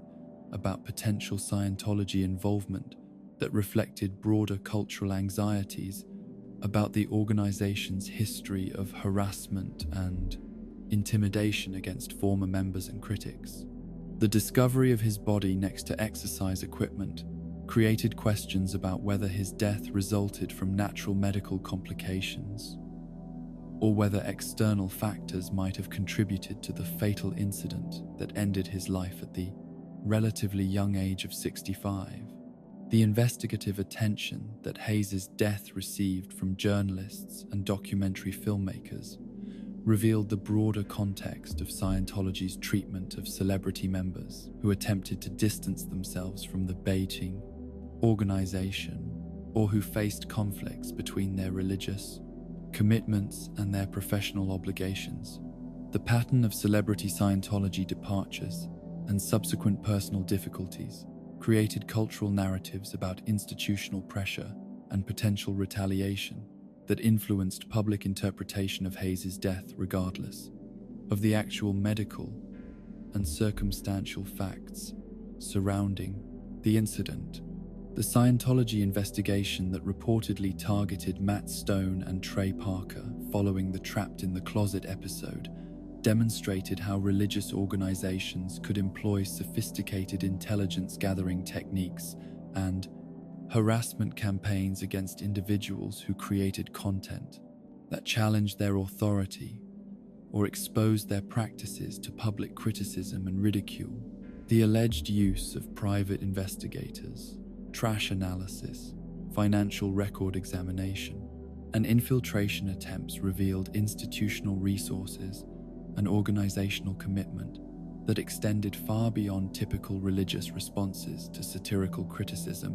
or theological disagreement. The specific tactics that church whistleblowers attributed to the Scientology investigation included surveillance techniques and information-gathering methods that reportedly paralleled Cold War-era intelligence operations, suggesting that the organization possessed both the technological capabilities and institutional knowledge necessary to conduct comprehensive background investigations and harassment campaigns against perceived enemies and critics. The alleged attempts to recruit film students as insider spies demonstrated how such investigations could extend into educational institutions and professional networks in efforts to gather compromising information about targeted individuals. The apparent failure of the Scientology investigation to produce damaging information about Stone and Parker suggested either that the creators maintained genuinely clean personal lives that provided no opportunities for institutional blackmail or embarrassment, or that their investigation techniques proved insufficient for generating the type of compromising material that the organization typically sought for use in discrediting and silencing critics. The absence of any subsequent release of embarrassing personal information created an unusual situation where celebrity satirists emerged from intensive institutional scrutiny with their reputations and personal privacy intact. The cultural significance of the Scientology investigation extended beyond the immediate conflict with South Park to encompass broader questions about religious freedom, institutional accountability, and the appropriate boundaries between religious authority and secular criticism within democratic societies that protected both faith practice and artistic expression as fundamental constitutional rights. The investigation demonstrated how religious organizations could potentially abuse their protected status while engaging in activities that might be considered criminal harassment or stalking if conducted by secular institutions or individual actors. The long-term impact that the Scientology controversy created for South Park's approach to celebrity targeting revealed how institutional religious opposition could prove more persistent and resource-intensive than simple celebrity displeasure, requiring ongoing vigilance and security considerations that might not have been necessary when dealing with individual star sensitivity or entertainment industry pressure. The creators' continued willingness to reference Scientology and celebrity culture, despite potential personal risks, demonstrated commitment to satirical principles that exceeded simple commercial calculation or audience entertainment priorities. The broader entertainment industry response to South Park's celebrity conflicts revealed varying levels of support for satirical freedom and creative independence, with some industry figures publicly defending the show's right to engage in celebrity criticism, while others maintained strategic distance from controversies that might damage their own professional relationships and commercial opportunities. The mixed industry response highlighted how celebrity conflicts could create professional pressures and networking challenges that extended beyond immediate legal or financial concerns to encompass long-term career development and industry relationship management. The legal precedents that emerged from various celebrity litigation threats and actual lawsuits against South Park established important frameworks for determining the boundaries between acceptable satirical commentary and actionable defamation within entertainment contexts where public figures sought to protect their reputations while creators claimed artistic freedom and social commentary privileges. The consistent judicial support for satirical expression, even when it targeted specific individuals through potentially embarrassing fictional scenarios, reinforced constitutional protections for creative speech, while also clarifying the legal standards that govern celebrity privacy expectations. The international dimensions of South Park's celebrity conflicts revealed how satirical content could generate global conversations about fame, privacy, and artistic freedom, while also creating diplomatic and cultural tensions when celebrity criticism intersected with national pride, cultural values, or international business relationships that extended beyond simple entertainment industry considerations. The varying responses to celebrity-targeted episodes in different countries demonstrated how cultural attitudes toward fame, authority, and satirical expression influenced official and popular reactions to controversial content. The psychological studies that examined celebrity responses to satirical treatment revealed complex patterns of ego protection, reputation management, and identity formation that helped explain why some public figures could tolerate or even appreciate humorous criticism, while others experienced genuine psychological distress that motivated extensive legal and professional retaliation against satirical content creators. The research suggested that celebrity personality types, career stages, and support systems influenced individual capacity for managing satirical criticism and maintaining psychological stability when confronted with unflattering artistic representation. In the gentle settling of these celebrity storms, we recognize that South Park's conflicts with famous personalities revealed fundamental truths about the psychological fragility that often accompanied public fame and the extraordinary measures that celebrities would employ to protect carefully constructed public images from satirical assault and cultural criticism. The battles with Jennifer Lopez, Tom Cruise, Isaac Hayes, and various other entertainment figures demonstrated how animated irreverence could penetrate the psychological defenses that celebrities erected around their public personas, creating genuine emotional distress that motivated legal threats, professional retaliation, and institutional investigation campaigns that revealed the authentic human vulnerability that lay beneath carefully managed celebrity facades, and the extraordinary resources that famous individuals could mobilize when their psychological comfort and commercial interests were threatened by satirical examination and cultural ridicule. In the treacherous cultural landscape, where evolving social consciousness intersects with satirical commentary about gender identity and human sexuality, South Park's engagement with transgender themes and LGBTQ+ issues has revealed the profound challenges that creators face when attempting to address rapidly changing social attitudes through entertainment content that must simultaneously serve comedic functions while navigating increasingly complex frameworks of cultural sensitivity and community advocacy that demand both respectful representation and authentic artistic expression within democratic societies that value both creative freedom and minority protection as fundamental principles of social organization. The episode Mr. Garrison's Fancy New Vagina represented South Park's earliest sustained exploration of transgender identity and gender transition procedures, emerging during a cultural moment when public awareness of transgender experiences remained limited and mainstream discourse about gender identity operated within significantly more restrictive frameworks than would characterize later periods of LGBTQ+ advocacy and social acceptance. The episode's approach to gender reassignment surgery through the character of Mr. Garrison reflected the creator's attempt to explore complex psychological and medical phenomena through their established satirical techniques, while addressing subject matter that required greater sensitivity than their typical boundary-crossing content due to the vulnerability of transgender communities and the potential for satirical treatment to contribute to discrimination and social marginalization.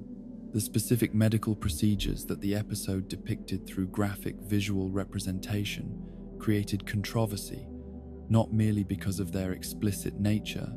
but because of their potential to sensationalize and trivialize medical interventions that represented profound personal decisions and life-changing experiences for transgender individuals seeking alignment between their psychological identity and physical embodiment. The decision to include actual surgical footage within the animated context created jarring juxtapositions between documentary realism and satirical comedy that highlighted the complex ethical questions surrounding how sensitive medical procedures should be represented within entertainment contexts that prioritized humor over educational accuracy or community sensitivity. The psychological framework that the episode constructed around Mr. Garrison's motivations for pursuing gender reassignment surgery revealed the creator's understanding of how gender identity questions could become entangled with other psychological issues, including sexual orientation, confusion, professional frustration, and identity crisis that might complicate the genuine experience of transgender individuals whose decisions to transition reflected authentic psychological needs rather than temporary emotional disturbance or situational dissatisfaction. The episode's portrayal of transition as potentially motivated by factors other than genuine gender dysphoria created interpretive frameworks that could be used to dismiss or invalidate authentic transgender experiences. The broader cultural context that surrounded the episode's creation included limited public understanding of transgender psychology and medical practice, creating conditions where satirical treatment could potentially shape public opinion about transgender issues through entertainment representation, rather than educational content or community advocacy that might provide more accurate and respectful information about gender identity and the complex, personal decisions involved in gender transition processes. The episode's influence on viewer understanding of transgender experiences occurred within a cultural vacuum where alternative sources of information remained largely unavailable through mainstream media channels. The medical accuracy questions that emerged from the episode's representation of gender reassignment procedures revealed how satirical content could potentially spread misinformation about complex medical interventions, while also highlighting the educational responsibilities that creators might bear when addressing topics that intersected with public health, medical practice, and community welfare in ways that extended beyond simple entertainment functions to encompass potential influence on social attitudes and individual decision-making processes regarding personal healthcare choices. The evolution of cultural attitudes toward transgender issues in the years following the episode's original broadcast created shifting interpretive contexts where content that might have been considered moderately progressive or at least culturally neutral within its original time frame could be re-evaluated as potentially harmful or transphobic within later frameworks of LGBTQ+ advocacy and community sensitivity. The retrospective criticism that the episode received demonstrated how satirical content could become increasingly problematic over time as social awareness expanded and community standards evolved toward greater inclusivity and respect for minority experiences. The Bored Girls episode represented South Park's most recent and controversial engagement with contemporary debates about transgender participation in competitive athletics, addressing questions about competitive fairness, biological advantage, and gender identity validation that had become central battlegrounds in broader cultural conflicts about transgender rights and social accommodation within various institutional contexts, including sports, education, and professional environments. The episode's approach to these issues through the character of Heather Swanson created satirical frameworks that could be interpreted as either legitimate commentary on competitive athletics policies or transphobic stereotyping that contributed to discrimination and social exclusion of transgender individuals. The character design and personality traits that the creators attributed to Heather Swanson drew obvious inspiration from professional wrestling performer Randy Savage, creating visual and behavioral associations that emphasized physical dominance and aggressive masculinity in ways that could be interpreted as deliberate caricature of transgender women rather than thoughtful exploration of complex policy. Questions about competitive athletics and gender identity. Accommodation. The exaggerated characteristics served satirical functions while potentially reinforcing negative stereotypes about transgender individuals that could contribute to discrimination and social prejudice within broader cultural contexts. The competitive advantages that the episode portrayed through Heather Swanson's athletic dominance reflected real-world debates about biological differences between individuals who had experienced male versus female puberty, the implications of such differences for competitive fairness in gender-segregated athletic contexts.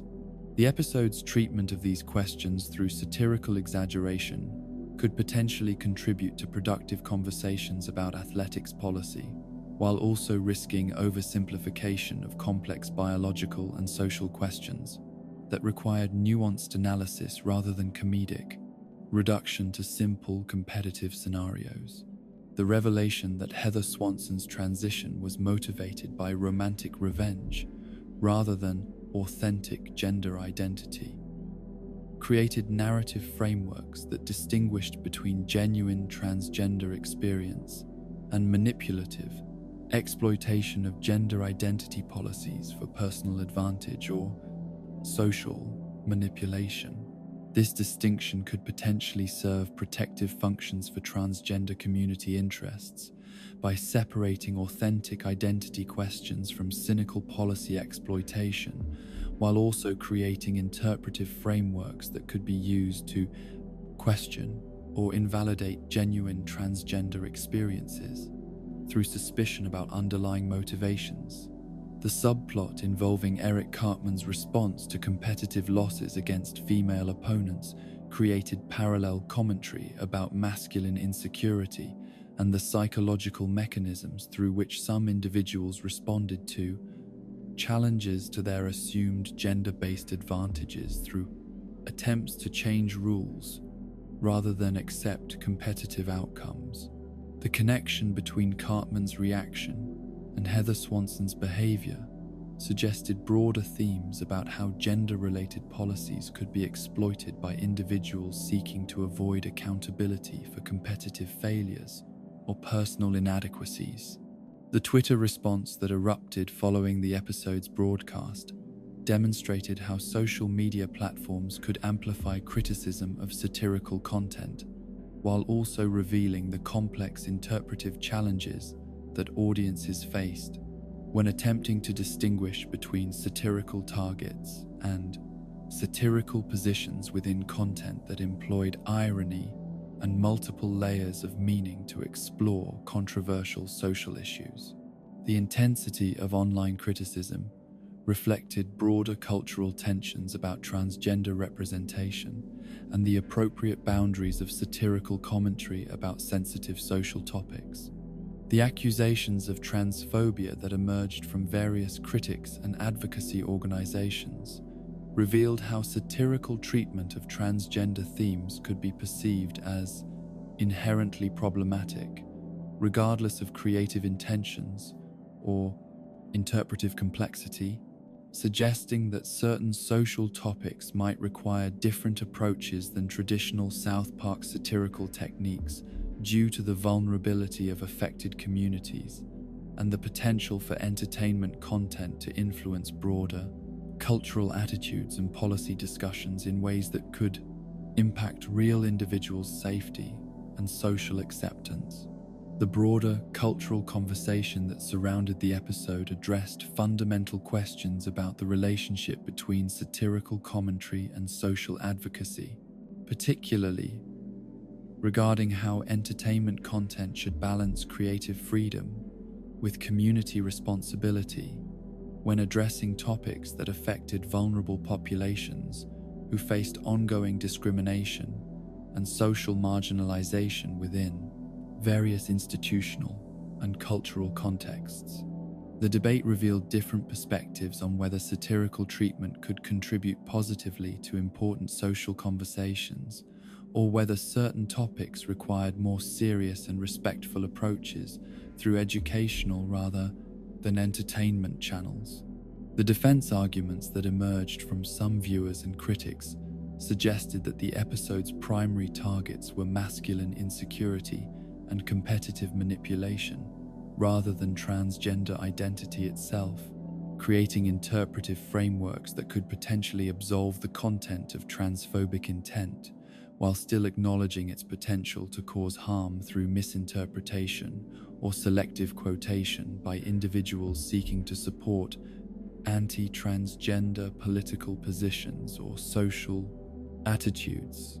The educational value that some observers attributed to the episode centered on its exploration of complex policy questions about competitive athletics and gender identity accommodation that required careful consideration of multiple perspectives, including competitive fairness, transgender rights,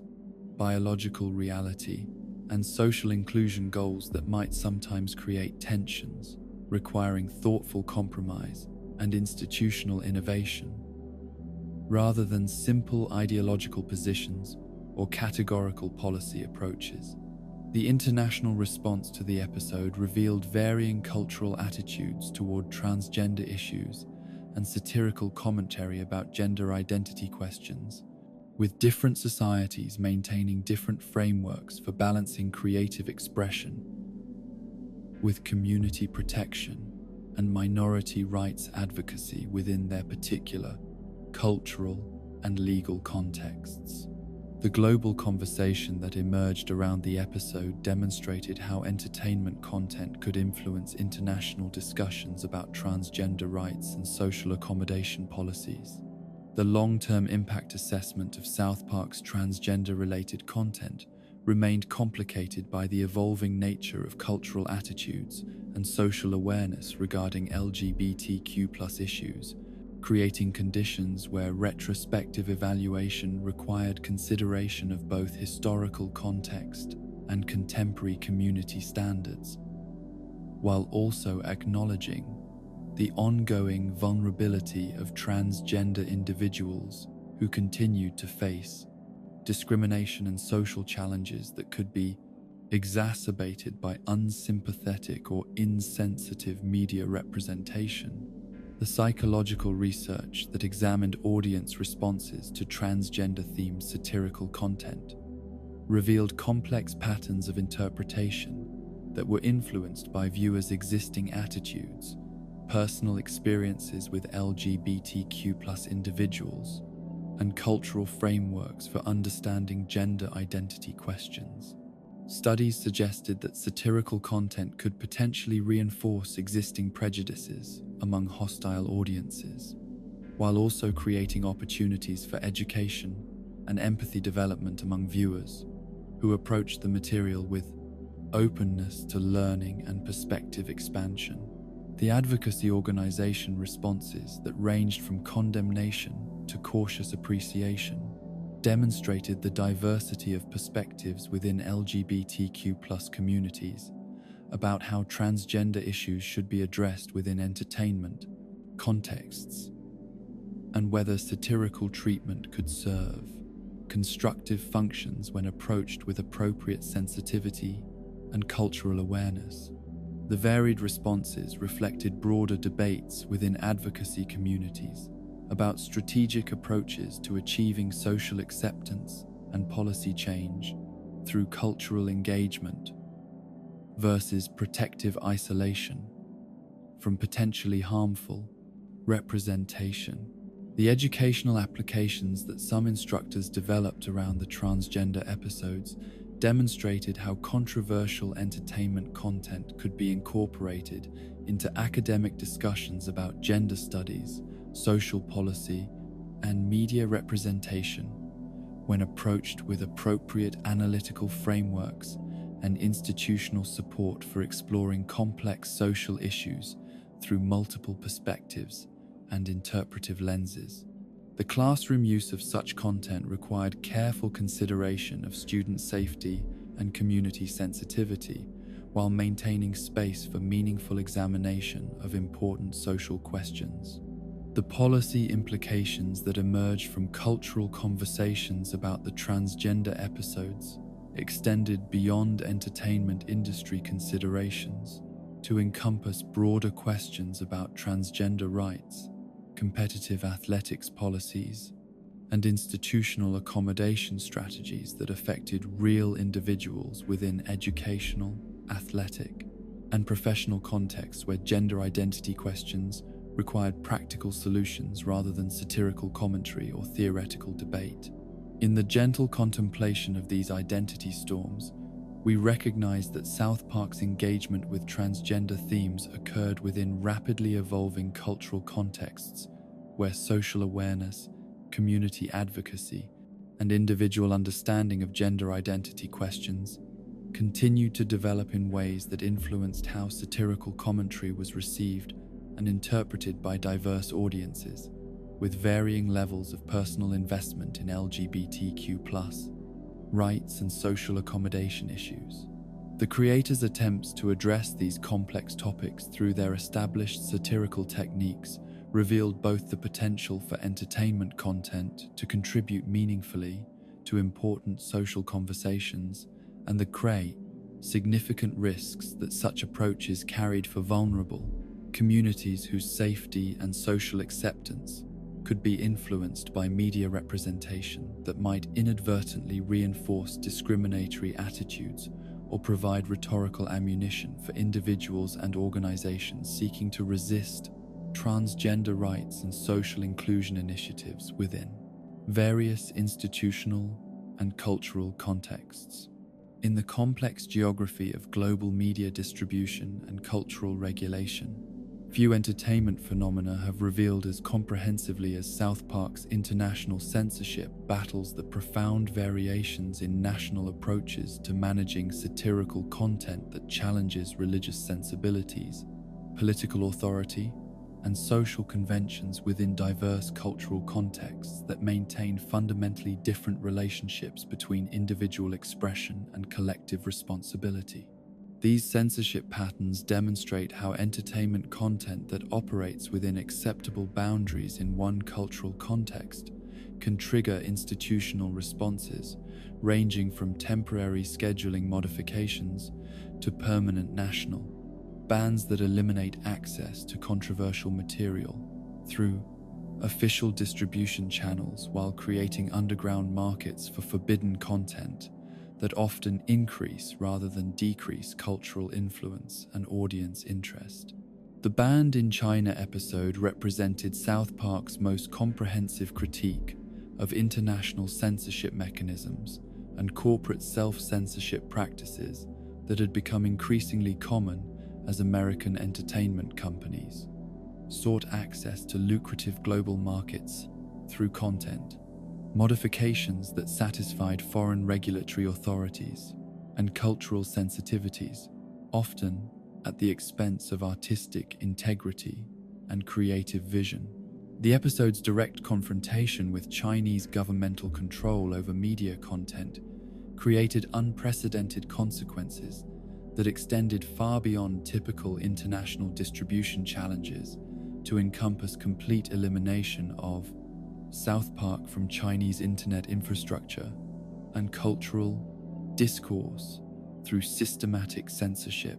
that demonstrated the totalitarian capacity of authoritarian governments to erase unwanted cultural content from public awareness and historical memory. The comprehensive nature of China's response to the Banned in China episode revealed the sophisticated technological infrastructure that authoritarian governments had developed for monitoring, evaluating, and eliminating foreign cultural content that conflicted with official political positions or challenged governmental authority through satirical commentary or cultural criticism.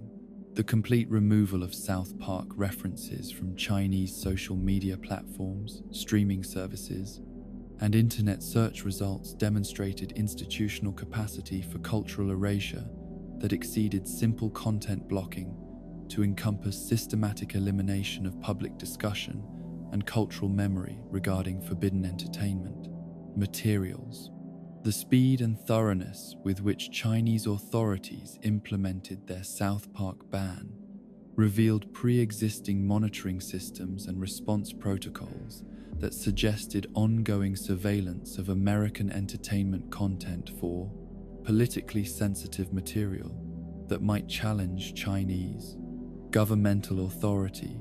or present alternative perspectives on issues that the Chinese Communist Party considered matters of national sovereignty or political stability. The immediate implementation of comprehensive censorship measures demonstrated how quickly authoritarian systems could respond to perceived cultural threats when they possessed adequate technological infrastructure and institutional coordination. The sarcastic public apology that Matt Stone and Trey Parker issued in response to the Chinese ban became a legendary example of how creative artists could respond to authoritarian censorship through satirical techniques that simultaneously acknowledged institutional power while refusing to capitulate to demands for genuine submission or content modification. The apologies deliberately exaggerated language and obvious insincerity communicated defiance through apparent compliance, while also highlighting the absurdity of demanding artistic submission from creators who operated within democratic societies that protected satirical expression as fundamental constitutional rights. The economic implications of the Chinese ban extended beyond immediate distribution losses to encompass broader questions about how entertainment companies balanced financial opportunities in authoritarian markets with commitments to creative freedom and artistic integrity that might conflict with foreign governmental demands for content modification or ideological compliance. South Park's creators' apparent indifference to losing access to Chinese markets demonstrated commitment to satirical principles that exceeded simple commercial calculation, while also highlighting their privileged position as successful artists who could afford to sacrifice potential revenue for artistic independence. The contrast between Stone and Parker's response to Chinese censorship and the typical corporate responses to similar governmental pressure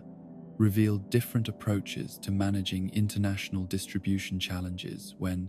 authoritarian governments demanded content modifications or ideological compliance as conditions for market access.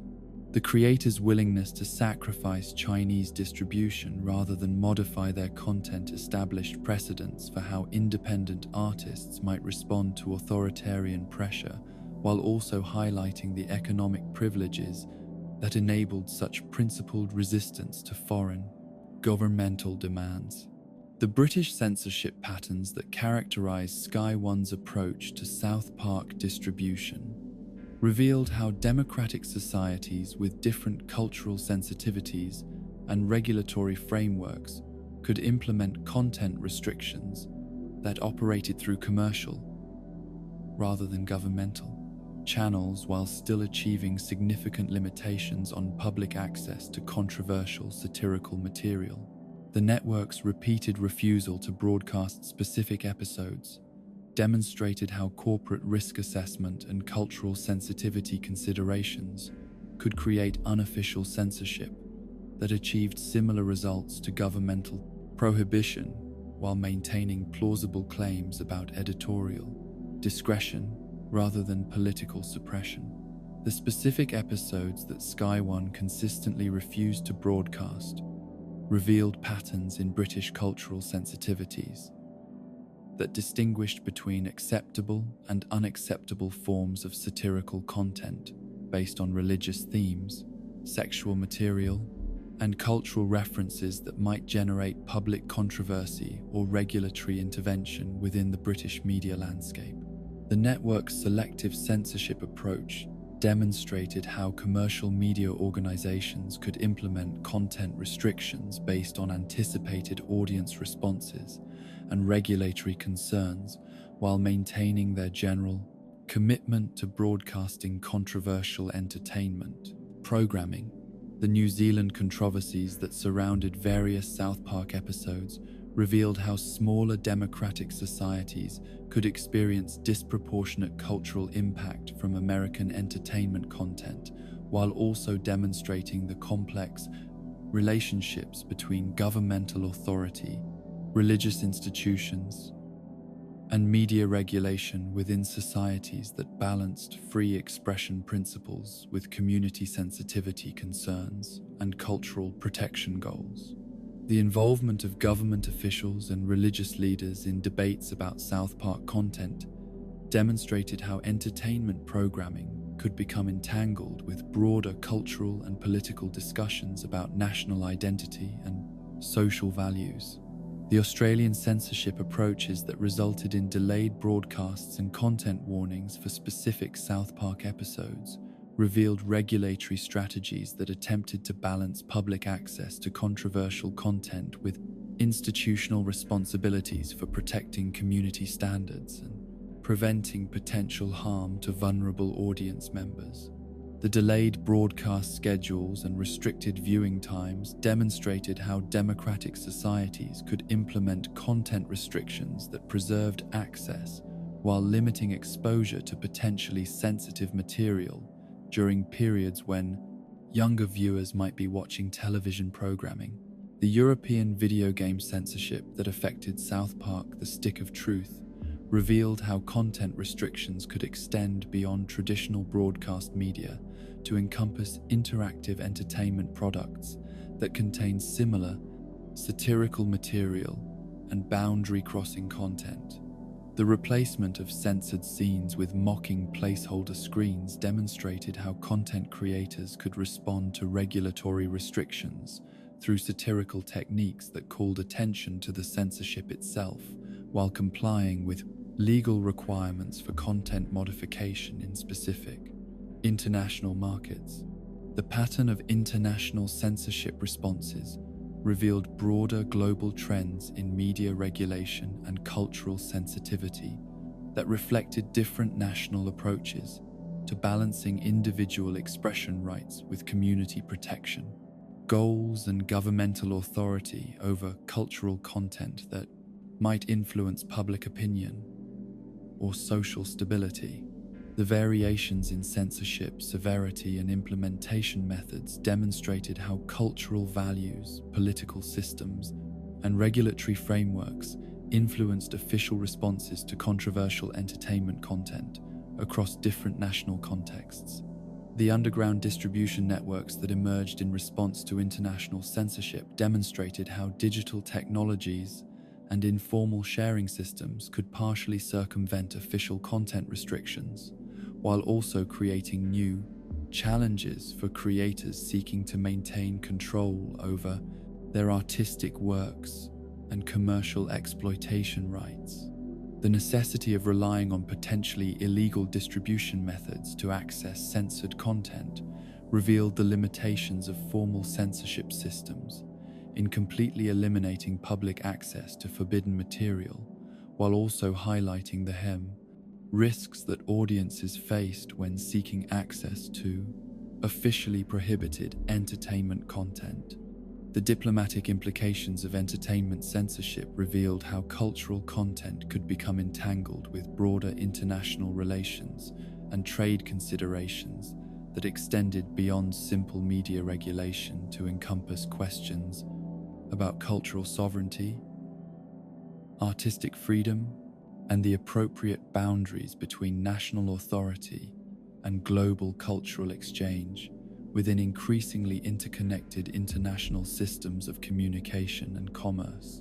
The economic analysis of censorship impacts demonstrated how content restrictions could create significant financial consequences for entertainment companies, while also revealing the complex calculations that creators and distributors made when deciding whether to modify content for international markets or accept reduced distribution opportunities in order to maintain artistic integrity and creative vision. The financial costs of principled resistance to censorship demands could be substantial, while also providing marketing benefits through increased audience interest in forbidden or restricted content. The technological innovations that emerged in response to censorship challenges included new methods for content distribution and access that could operate outside traditional regulatory frameworks, while also creating new opportunities for audience engagement with controversial material through platforms and systems that remain beyond the reach of governmental or commercial censorship mechanisms. The development of alternative distribution systems reflected broader cultural tensions about information, freedom, and institutional control within digital media environments. The cultural significance of censorship resistance extended beyond immediate questions about specific entertainment content to encompass broader principles about artistic freedom, cultural exchange, and individual rights within democratic societies that claim to value creative expression while also maintaining various forms of content regulation and cultural restriction. that could limit public access to controversial or challenging material. The long-term consequences of international censorship battles included changes in how entertainment companies approached global content creation and distribution strategies, while also influencing audience expectations about access to controversial material and creator obligations to maintain artistic integrity when faced with foreign governmental or commercial pressure for content modification or ideological compliance. The academic study of South Park's international censorship experiences provided insights into broader patterns of global media regulation and cultural authority that helped scholars understand how different societies approach the challenges of managing controversial entertainment content within their particular cultural, political, and regulatory contexts, while also revealing the complex relationships between national sovereignty and global cultural exchange in increasingly interconnected media environments. The advocacy implications of censorship battles extended beyond entertainment industry concerns to encompass broader questions about human rights, cultural freedom, and the responsibilities that democratic societies bore for protecting satirical expression and artistic integrity within international contexts where authoritarian governments sought to suppress cultural content that challenged their political authority or presented alternative perspectives on sensitive political and social issues. In the quiet aftermath of these global confrontations, we recognize that South Park's international censorship experiences revealed fundamental truths about the complex relationships between national authority and cultural expression within an increasingly interconnected world where entertainment content could transcend political boundaries while still remaining subject to diverse regulatory frameworks and cultural sensitivities that reflected different national approaches to balancing individual expression rights with collective social goals and governmental stability concerns.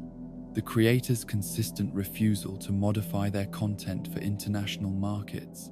demonstrated commitment to satirical principles that exceeded commercial considerations, while also highlighting the privileged position that successful American artists occupied within global entertainment. Systems that provided sufficient domestic market support to enable resistance to foreign censorship demands that might otherwise force difficult choices between artistic integrity and financial survival. In the delicate alchemy between satirical intention and audience interpretation, few cultural phenomena have demonstrated as troublingly as South Park's various episodes. The profound disconnect that can emerge when entertainment content designed to criticize harmful social attitudes becomes misunderstood by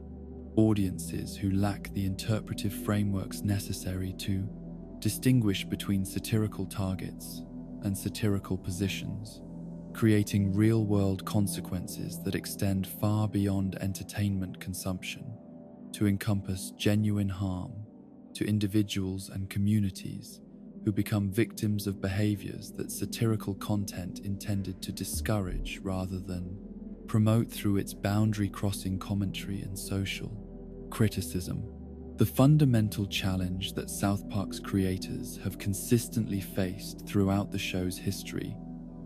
lies in the inherent ambiguity of satirical communication and the ways that ironic commentary can be misinterpreted by audiences who consume satirical content without adequate cultural literacy or interpretive sophistication to understand the difference between laughing at problematic attitudes and laughing with them. This interpretive complexity becomes particularly dangerous when satirical content reaches audiences whose psychological development, educational background, or cultural context prevents them from recognizing satirical techniques and understanding the moral frameworks that distinguish between criticism and endorsement of harmful social behaviors and discriminatory attitudes. The Ginger Kids episode serves as perhaps the most devastating example of how satirical commentary designed to expose the absurdity of appearance-based discrimination could be fundamentally misunderstood by audiences who focused exclusively on surface-level humor rather than deeper moral messages about prejudice and social exclusion. The episode's intended critique of arbitrary discrimination became lost for many viewers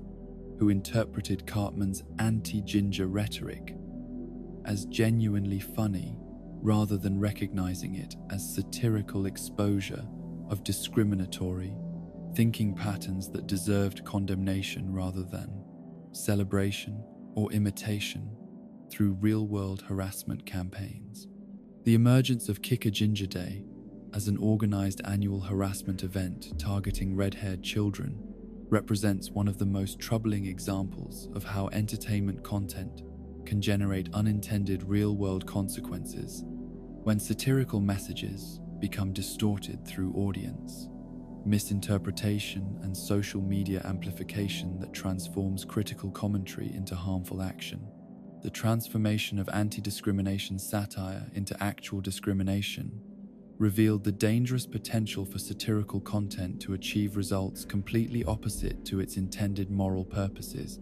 when consumed by audiences who lacked adequate supervision, cultural context, or interpretive guidance. The personal testimonies of individuals like Ed Sheeran, who attributed their childhood bullying experiences to South Park's influence, provided heartbreaking evidence of how satirical content could contribute to systematic harassment and social exclusion despite creators' intentions to criticize rather than promote such behaviors. These accounts revealed how entertainment content could become weaponized by bullies who either genuinely misunderstood satirical intent or who deliberately chose to ignore moral messages in favor of exploiting satirical material as justification for harmful behaviors that they might have engaged in regardless of media influence. The psychological mechanisms through which satirical content could be misinterpreted and transformed into real-world harm reflected complex processes of selective attention, social influence, and developmental psychology that created particular vulnerabilities among younger audiences who consumed adult-oriented content without adequate interpretive frameworks or adult guidance to understand sophisticated satirical techniques and moral messaging. The disconnect between satirical sophistication and audience developmental capacity created conditions where harmful misinterpretation became not merely possible but probable when controversial content reached inappropriate audiences. The role of parental supervision and educational guidance in preventing satirical misinterpretation highlighted broader questions about media literacy, age-appropriate content consumption, and the responsibilities that families and educational institutions bore for helping young people develop the critical thinking skills necessary to understand satirical communication and distinguish between entertainment consumption and behavioral modeling. The failure of adequate supervision and guidance created conditions where satirical content could influence behavior in ways that violated both legal standards and moral principles regarding treatment of vulnerable individuals. The social media amplification that transformed isolated instances of satirical misinterpretation into organized harassment campaigns demonstrated how digital communication technologies could exponentially increase the harmful potential of misunderstood entertainment content through viral sharing, collective organization, and peer pressure dynamics that encourage participation in harmful behaviors through social proof mechanisms and group identity formation around shared targets of discrimination or harassment. The institutional responses to real-world harassment campaigns that emerged from satirical misinterpretation revealed varying levels of awareness and intervention capacity among schools, law enforcement agencies, and community organizations that were often unprepared to address harassment behaviors that originated from entertainment, content, and operated through complex social dynamics that required sophisticated understanding of media, influence, group psychology, and intervention strategies that could effectively interrupt harmful behavioral patterns without creating additional social problems. The legal implications of harassment behaviors that could be traced to entertainment content influence created complex questions about creator responsibility, parental liability, and institutional obligations that existing legal frameworks had not adequately addressed through specific statutes or established precedents. The challenge of determining appropriate accountability and intervention strategies when entertainment content contributed to harmful real-world behaviors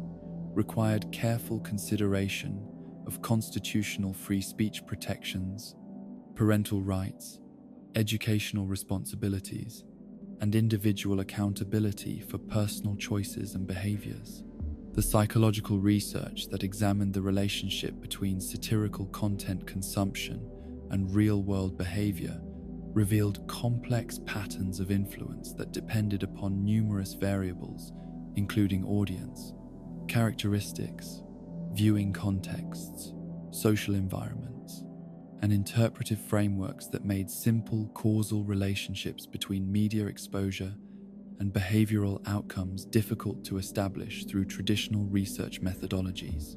The multifaceted nature of media influence required sophisticated analytical approaches that could account for individual differences, social contexts, and cultural factors that mediated between content exposure and behavioral expression. The educational initiatives that emerged in response to satirical misinterpretation included media literacy programs, critical thinking curricula, and anti-bullying campaigns that attempted to provide young people with interpretive tools and moral frameworks necessary for understanding satirical content, while also developing empathy and respect for individuals who might become targets of discrimination or harassment based on physical appearance, cultural identity, or other characteristics that differed from social norms or peer group expectations. The creator responsibility debates that surrounded harmful consequences of satirical misinterpretation addressed fundamental questions about artistic freedom, social accountability, and the extent to which entertainment producers should modify their creative approaches or implement protective measures when their content reached audiences who might misinterpret satirical messages in ways that generated real-world harm to vulnerable individuals or communities. The corporate responsibility considerations that emerged from satirical misinterpretation incidents included questions about content warnings, age restrictions, educational resources, and distribution policies that media companies might implement to reduce the likelihood of harmful misinterpretation while maintaining their commitments to creative freedom and audience access to boundary-crossing satirical content that served important social commentary functions when consumed by appropriate audiences with adequate interpretive sophistication. The international variations in responses to satirical misinterpretation revealed different cultural approaches to managing the relationship between entertainment content and social behavior,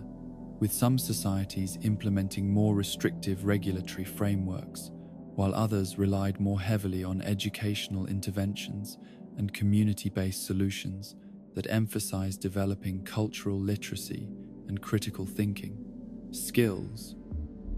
rather than limiting access to potentially controversial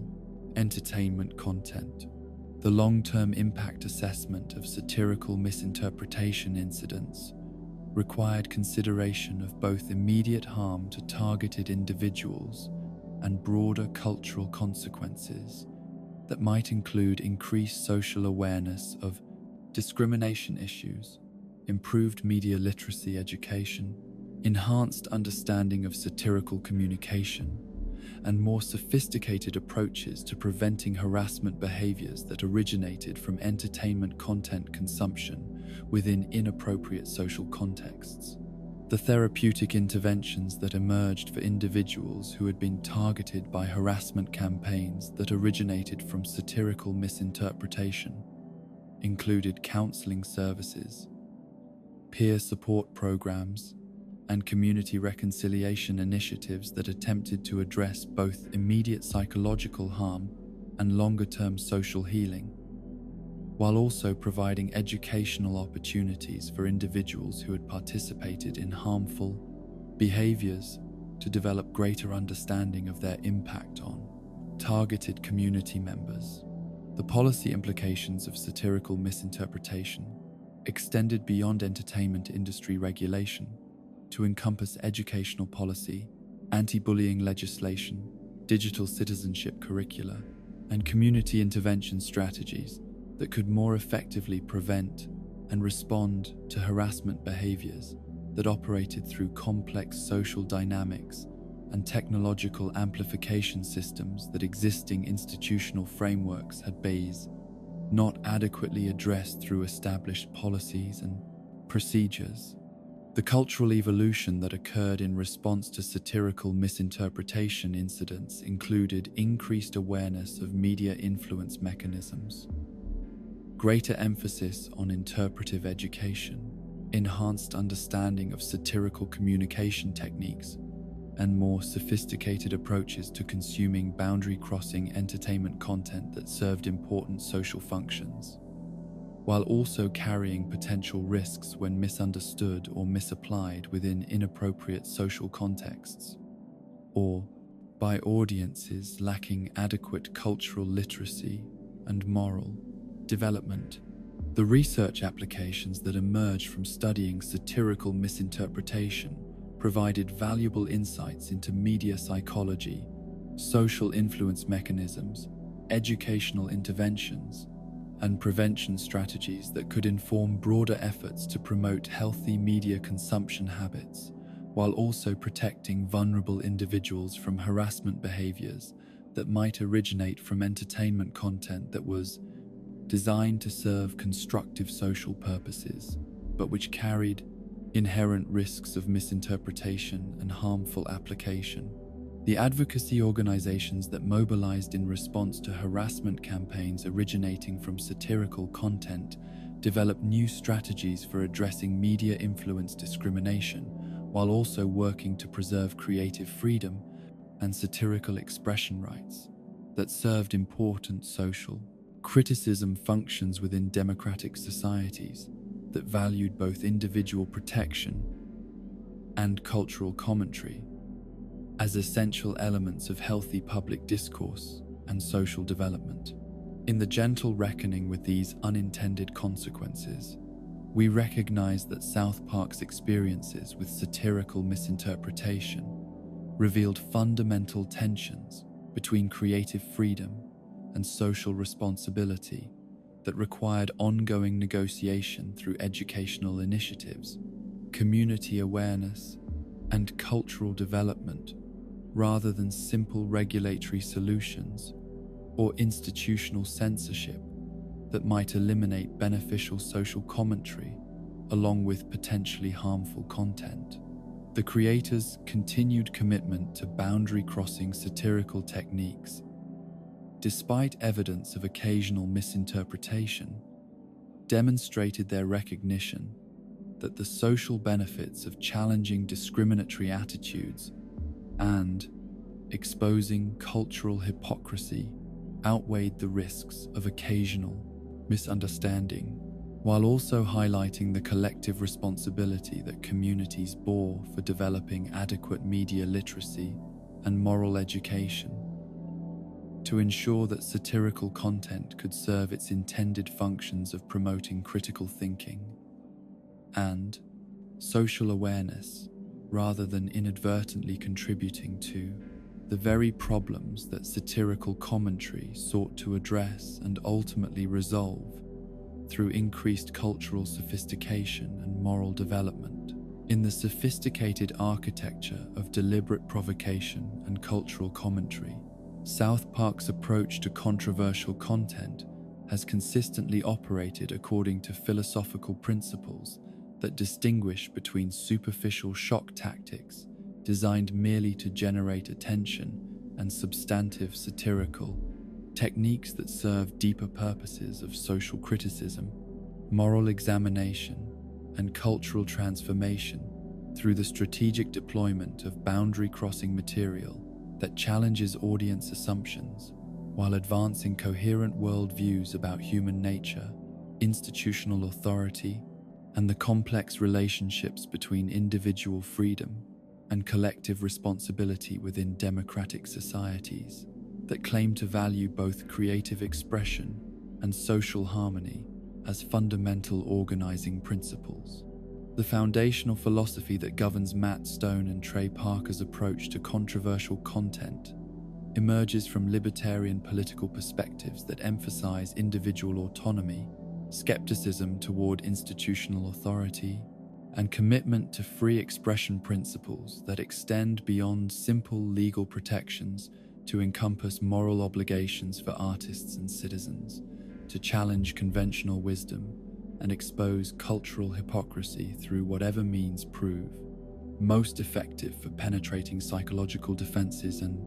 stimulating genuine critical thinking about important social issues that might otherwise remain unexamined within sanitized public discourse environments.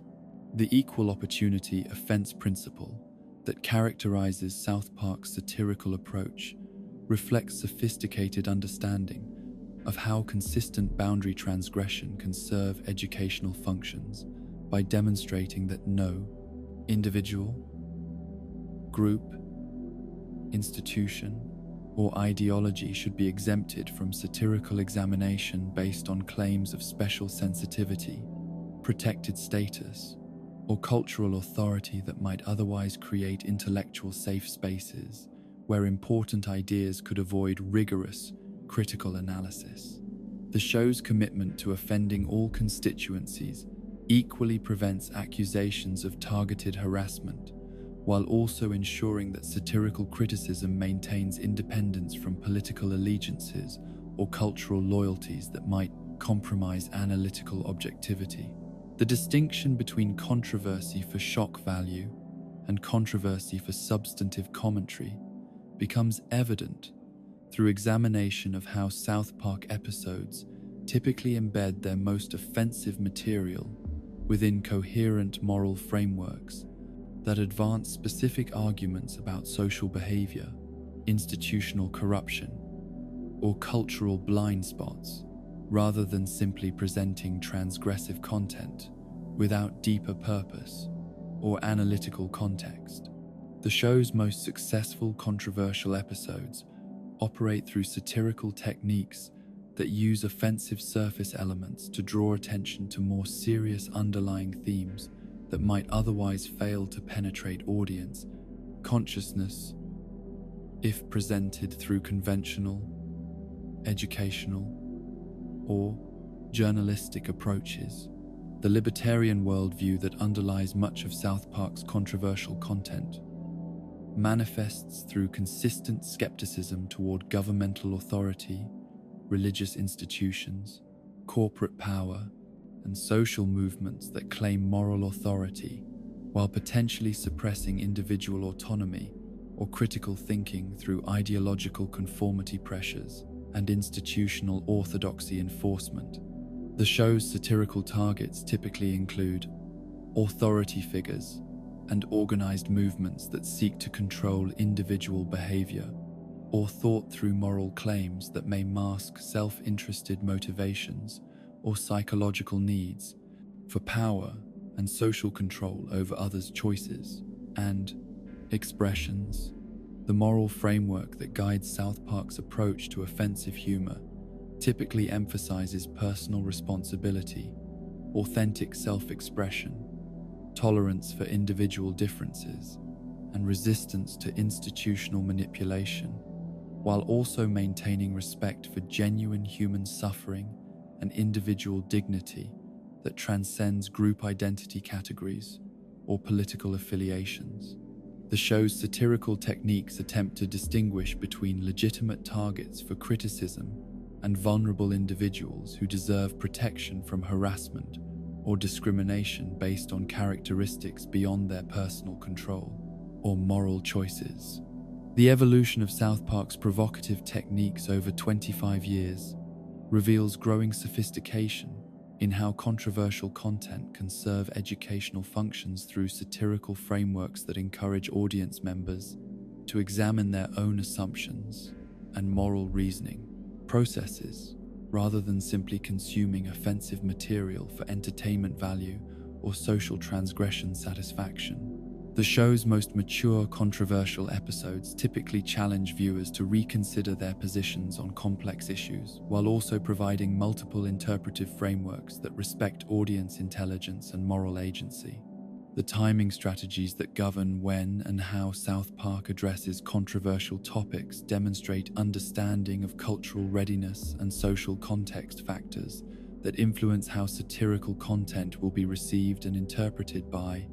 diverse audiences operating within different political and cultural frameworks.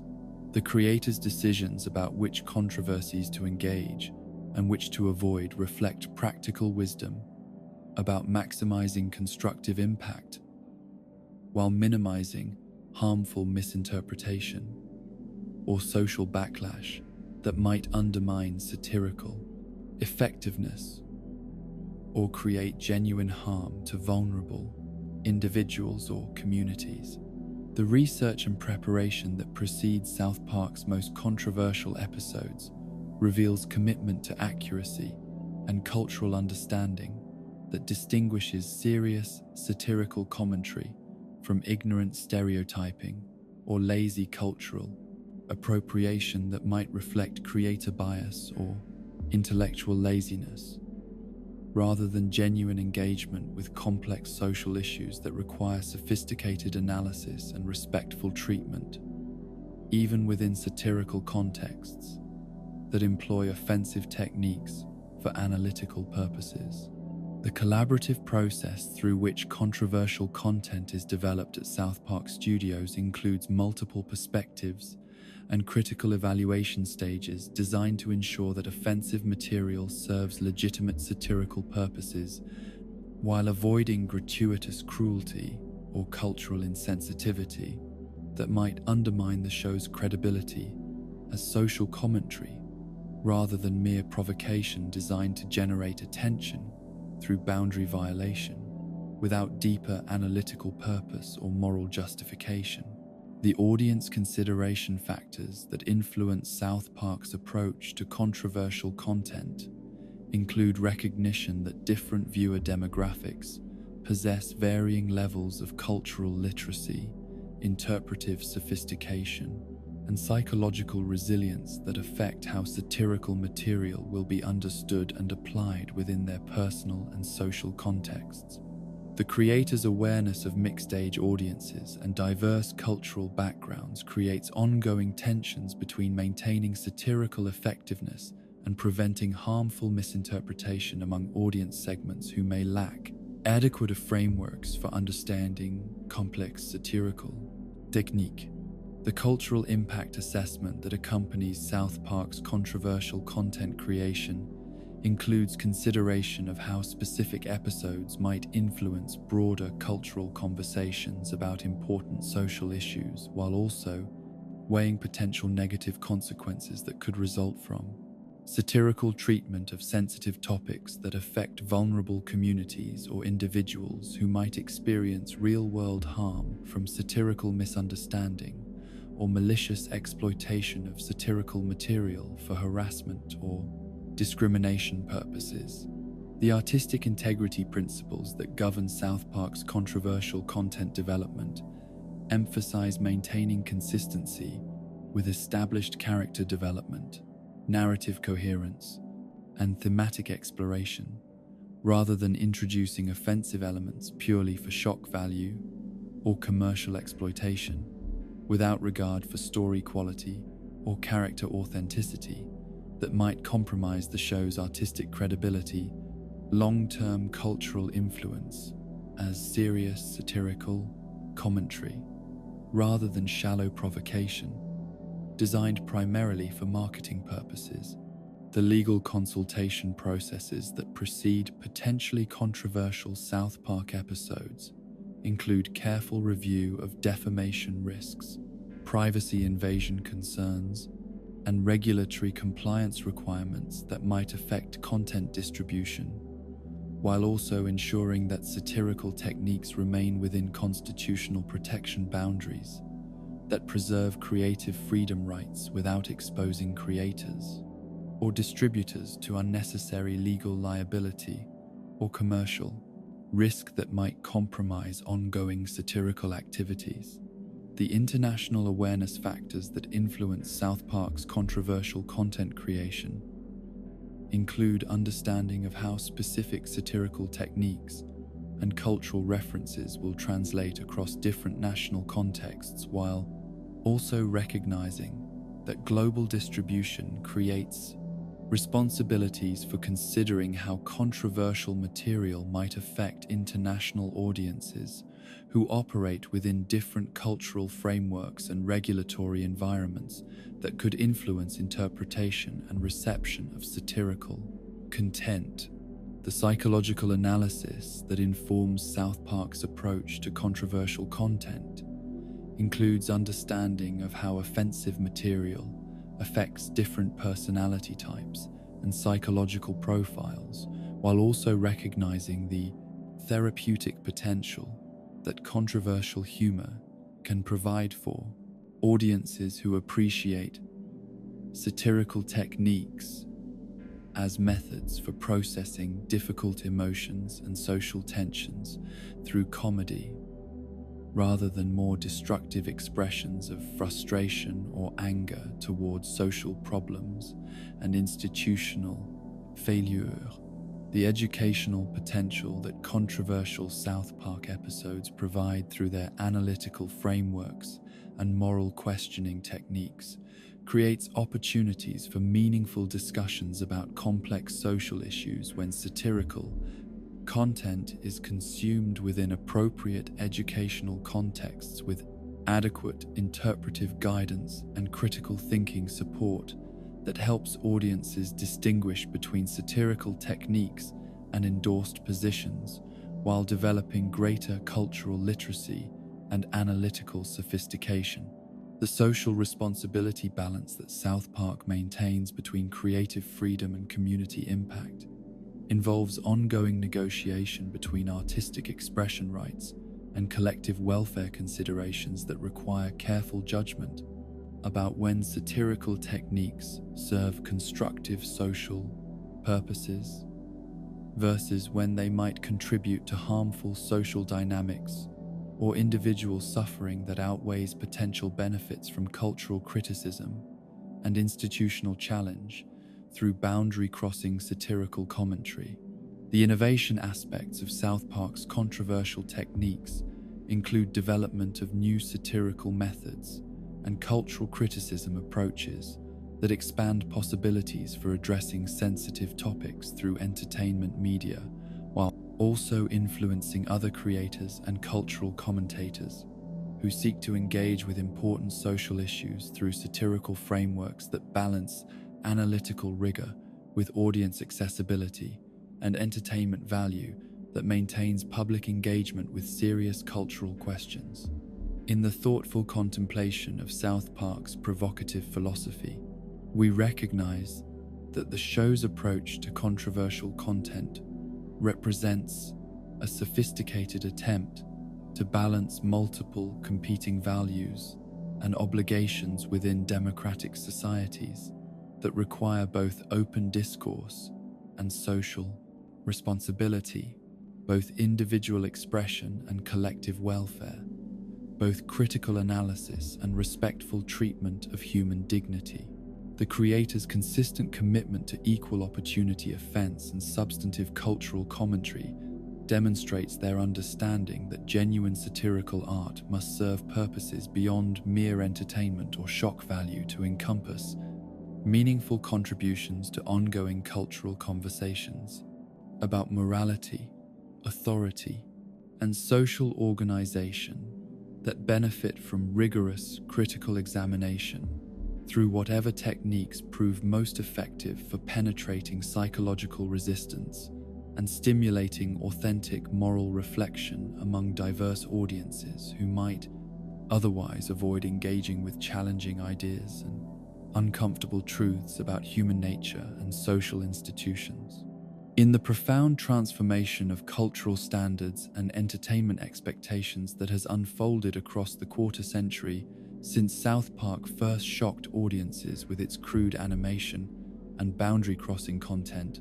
few phenomena reveal as comprehensively the show's lasting influence on American television and global media culture as the dramatic shifts in what audiences consider acceptable, normal, or even noteworthy within contemporary satirical entertainment that routinely employs techniques and addresses topics that would have been absolutely inconceivable within mainstream broadcasting contexts during the sanitized media landscape that characterized the pre-South Park era of family-friendly programming and carefully regulated content standards. The television language revolution that South Park initiated through episodes like It Hits the Fan created cascading effects throughout the entertainment industry as network executives, content creators, and regulatory authorities gradually adjusted their standards and expectations to accommodate linguistic boundary crossing that had been demonstrated as commercially viable and culturally acceptable to significant audience segments who appreciated more authentic and unfiltered approaches to addressing social issues and human behavior through entertainment programming that acknowledged the reality of how people actually spoke and behaved outside the artificial constraints of traditional broadcast standards and advertiser sensitivities. The immediate successors to South Park's linguistic innovations included cable television programs that began incorporating previously forbidden language into their regular dialogue and content structure, while broadcast networks gradually relaxed their enforcement of traditional profanity, restrictions during late-night programming hours, and adult-oriented content blocks that served audiences who had been conditioned by South Park to expect more authentic and unrestrained language use within satirical and dramatic programming contexts that addressed mature themes and complex social issues requiring vocabulary and expression modes that had previously been excluded from mainstream television discourse. The animated series that emerged in South Park's wake demonstrated how the show had created cultural space for adult-oriented cartoon content that could address sophisticated political, social, and philosophical themes without being constrained by assumptions about animation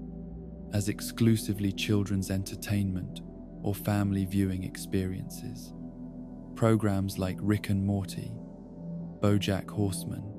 and Big Mouth revealed how South Park's precedent had enabled creators to develop animated content that served adult intellectual and emotional needs while employing visual techniques and narrative structures that would have been dismissed as inappropriate or unmarketable within pre-South Park entertainment industry frameworks that maintained rigid distinctions between cartoon content and serious cultural commentary. The evolution of censorship standards across different media platforms revealed how South Park's systematic boundary transgression had gradually shifted regulatory expectations and industry practices regarding content, restrictions, age-appropriate viewing guidelines, and institutional responses to controversial material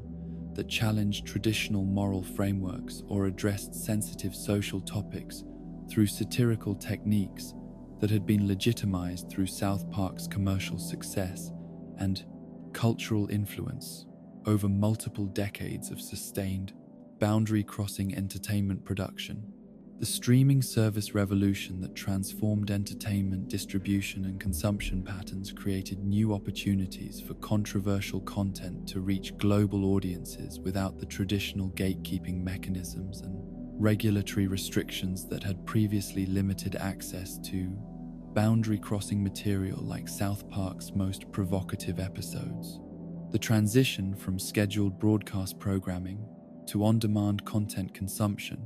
allowed viewers to make individual choices about controversial material exposure, while also creating challenges for content creators and distributors who needed to balance creative freedom with platform policies and cultural sensitivities across diverse international markets and demographic segments. The international influence that South Park exerted on satirical television production extended beyond American entertainment markets to encompass global content creation patterns, as creators worldwide recognized the commercial and cultural possibilities that emerged from developing local, satirical programming that employed South Park's techniques while addressing regional, political, social, and cultural issues through animated formats that could protect creators from direct retaliation, while also providing plausible deniability about specific political positions or controversial social commentary that might otherwise prove dangerous or professionally damaging within restrictive cultural contexts. The academic legitimization that South Park achieved through scholarly attention and educational applications demonstrated how entertainment content that had initially been dismissed as crude humor or juvenile provocation could eventually gain recognition as culturally significant artistic work, worthy of serious intellectual analysis and academic study within universities and educational institutions that incorporated South Park episodes into curricula addressing contemporary culture, media studies, political science, and social psychology through analytical frameworks that treated satirical entertainment as important cultural artifacts deserving rigorous critical examination. The psychological research applications that emerged around South Park's cultural impact provided insights into media influence mechanisms, audience interpretation patterns, and social attitude formation, processes that informed broader understanding of how entertainment content interacted with individual and collective psychology within contemporary media-saturated environments where satirical television programming served multiple functions, including entertainment, education, social bonding, and cultural identity formation among diverse audience segments with varying interpretive frameworks and psychological needs. The political discourse transformation that South Park contributed to included normalization of satirical approaches to addressing serious political and social issues through entertainment formats that could reach audiences who might otherwise avoid traditional news media or educational content about important public policy questions and cultural debates that required informed citizen engagement for effective democratic governance and social problem solving within pluralistic societies that depended upon educated public discourse for maintaining institutional legitimacy and social cohesion. The generational attitude shifts that occurred during South Park's cultural influence period revealed how sustained exposure to boundary-crossing satirical content could gradually modify social expectations regarding appropriate public discourse, institutional authority, and cultural taboo enforcement among younger demographics who had grown up consuming entertainment that regularly challenged conventional moral frameworks and social assumptions through techniques that older generations might still consider inappropriate or socially destructive despite their apparent effectiveness. in promoting critical thinking and cultural awareness. The celebrity culture changes that South Park influenced included modifications in how public figures approached media representation, satirical criticism, and audience engagement within entertainment environments where celebrity status no longer provided automatic protection from satirical examination or cultural criticism through animated formats that could present unflattering but legally protected portrayals of famous individuals who had previously enjoyed more respectful treatment from mainstream entertainment media that avoided controversial celebrity commentary for commercial and legal reasons. The religious institution responses that evolved during South Park's cultural influence period demonstrated how traditional authority structures learned to adapt their public relations strategies and community engagement approaches when facing satirical criticism that could reach large audiences through entertainment programming that challenged theological claims and institutional practices, while maintaining constitutional protection as satirical expression rather than direct religious attack or systematic theological refutation that might require different types of institutional response and community defense strategies. The corporate entertainment industry adaptations that occurred in response to South Park's success included modifications in content development strategies, risk assessment procedures, and audience targeting approaches as entertainment companies recognized the commercial potential of controversial content that could generate significant audience engagement and media attention, while also creating new challenges for advertiser relationships and international distribution that required sophisticated understanding of cultural boundaries and regulatory frameworks across diverse market contexts and demographic segments. The technological platform developments that enabled broader distribution and consumption of South Park-style controversial content included streaming services, social media platforms, and digital distribution systems that reduced traditional gatekeeping barriers, while also creating new challenges for content moderation, cultural sensitivity management, and community standards enforcement across global user bases, with diverse cultural expectations and regulatory requirements that influenced how controversial satirical content could be presented and accessed within different technological and cultural environments. The educational methodology innovations that incorporated South Park content into academic instruction revealed how satirical entertainment could serve pedagogical functions when approached with appropriate analytical frameworks and institutional support that help students develop critical thinking skills while engaging with complex social and cultural issues through entertainment formats that maintain student interest and emotional engagement with difficult or abstract concepts that might otherwise prove challenging to address through traditional educational approaches and classroom discussion methods. The therapeutic applications that emerged around South Park's cultural impact included recognition that satirical humor could serve psychological functions, including stress relief, social bonding, perspective-taking development, and emotional processing that contributed to individual and community mental health within contemporary social environments that created various forms of psychological pressure and cultural tension, requiring constructive outlets for managing anxiety, frustration, and social conflict through shared cultural experiences and collective meaning-making processes. The long-term cultural memory effects that South Park created included establishment of satirical techniques and cultural reference points that continued to influence public discourse and entertainment production long after specific controversial episodes had aired, demonstrating how sustained satirical programming could contribute to lasting changes in cultural consciousness and social awareness. that persisted beyond immediate entertainment consumption to encompass ongoing modifications in how societies approached sensitive topics and institutional criticism through various forms of cultural production and public communication.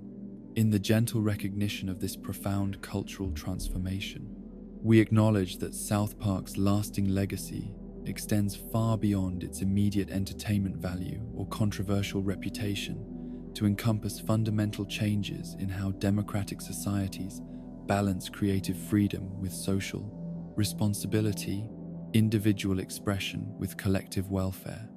and satirical criticism with institutional respect within media environments that continue to evolve in response to technological innovation, cultural diversity, and ongoing negotiations between competing values and interests that require ongoing dialogue and compromise, rather than simple regulatory solutions or categorical moral positions that might eliminate beneficial cultural functions along with potentially harmful content elements. As our journey through South Park's most controversial moments draws to a gentle close, we find ourselves contemplating the strange alchemy that transforms outrage into understanding, shock into wisdom. These moments of cultural collision, these instances where animation met activism, remind us that the most valuable conversations often begin with the most uncomfortable truths. In 25 years of controversy, South Park has taught us that the capacity to offend and the courage to question are inseparable from the freedom to think and grow. The episodes that once sparked protests now serve as time capsules, preserving the anxieties and assumptions of their eras while challenging us to examine our own. Perhaps the greatest controversy of all is that a crude cartoon could hold such power to illuminate the complexities of human nature and social change. Rest now in the knowledge that even in our most turbulent cultural moments, creativity and conscience continue their eternal dance, sometimes stumbling, sometimes soaring, but always moving toward a more honest understanding of who we are. Sleep peacefully, knowing that tomorrow's controversies may become yesterday's wisdom.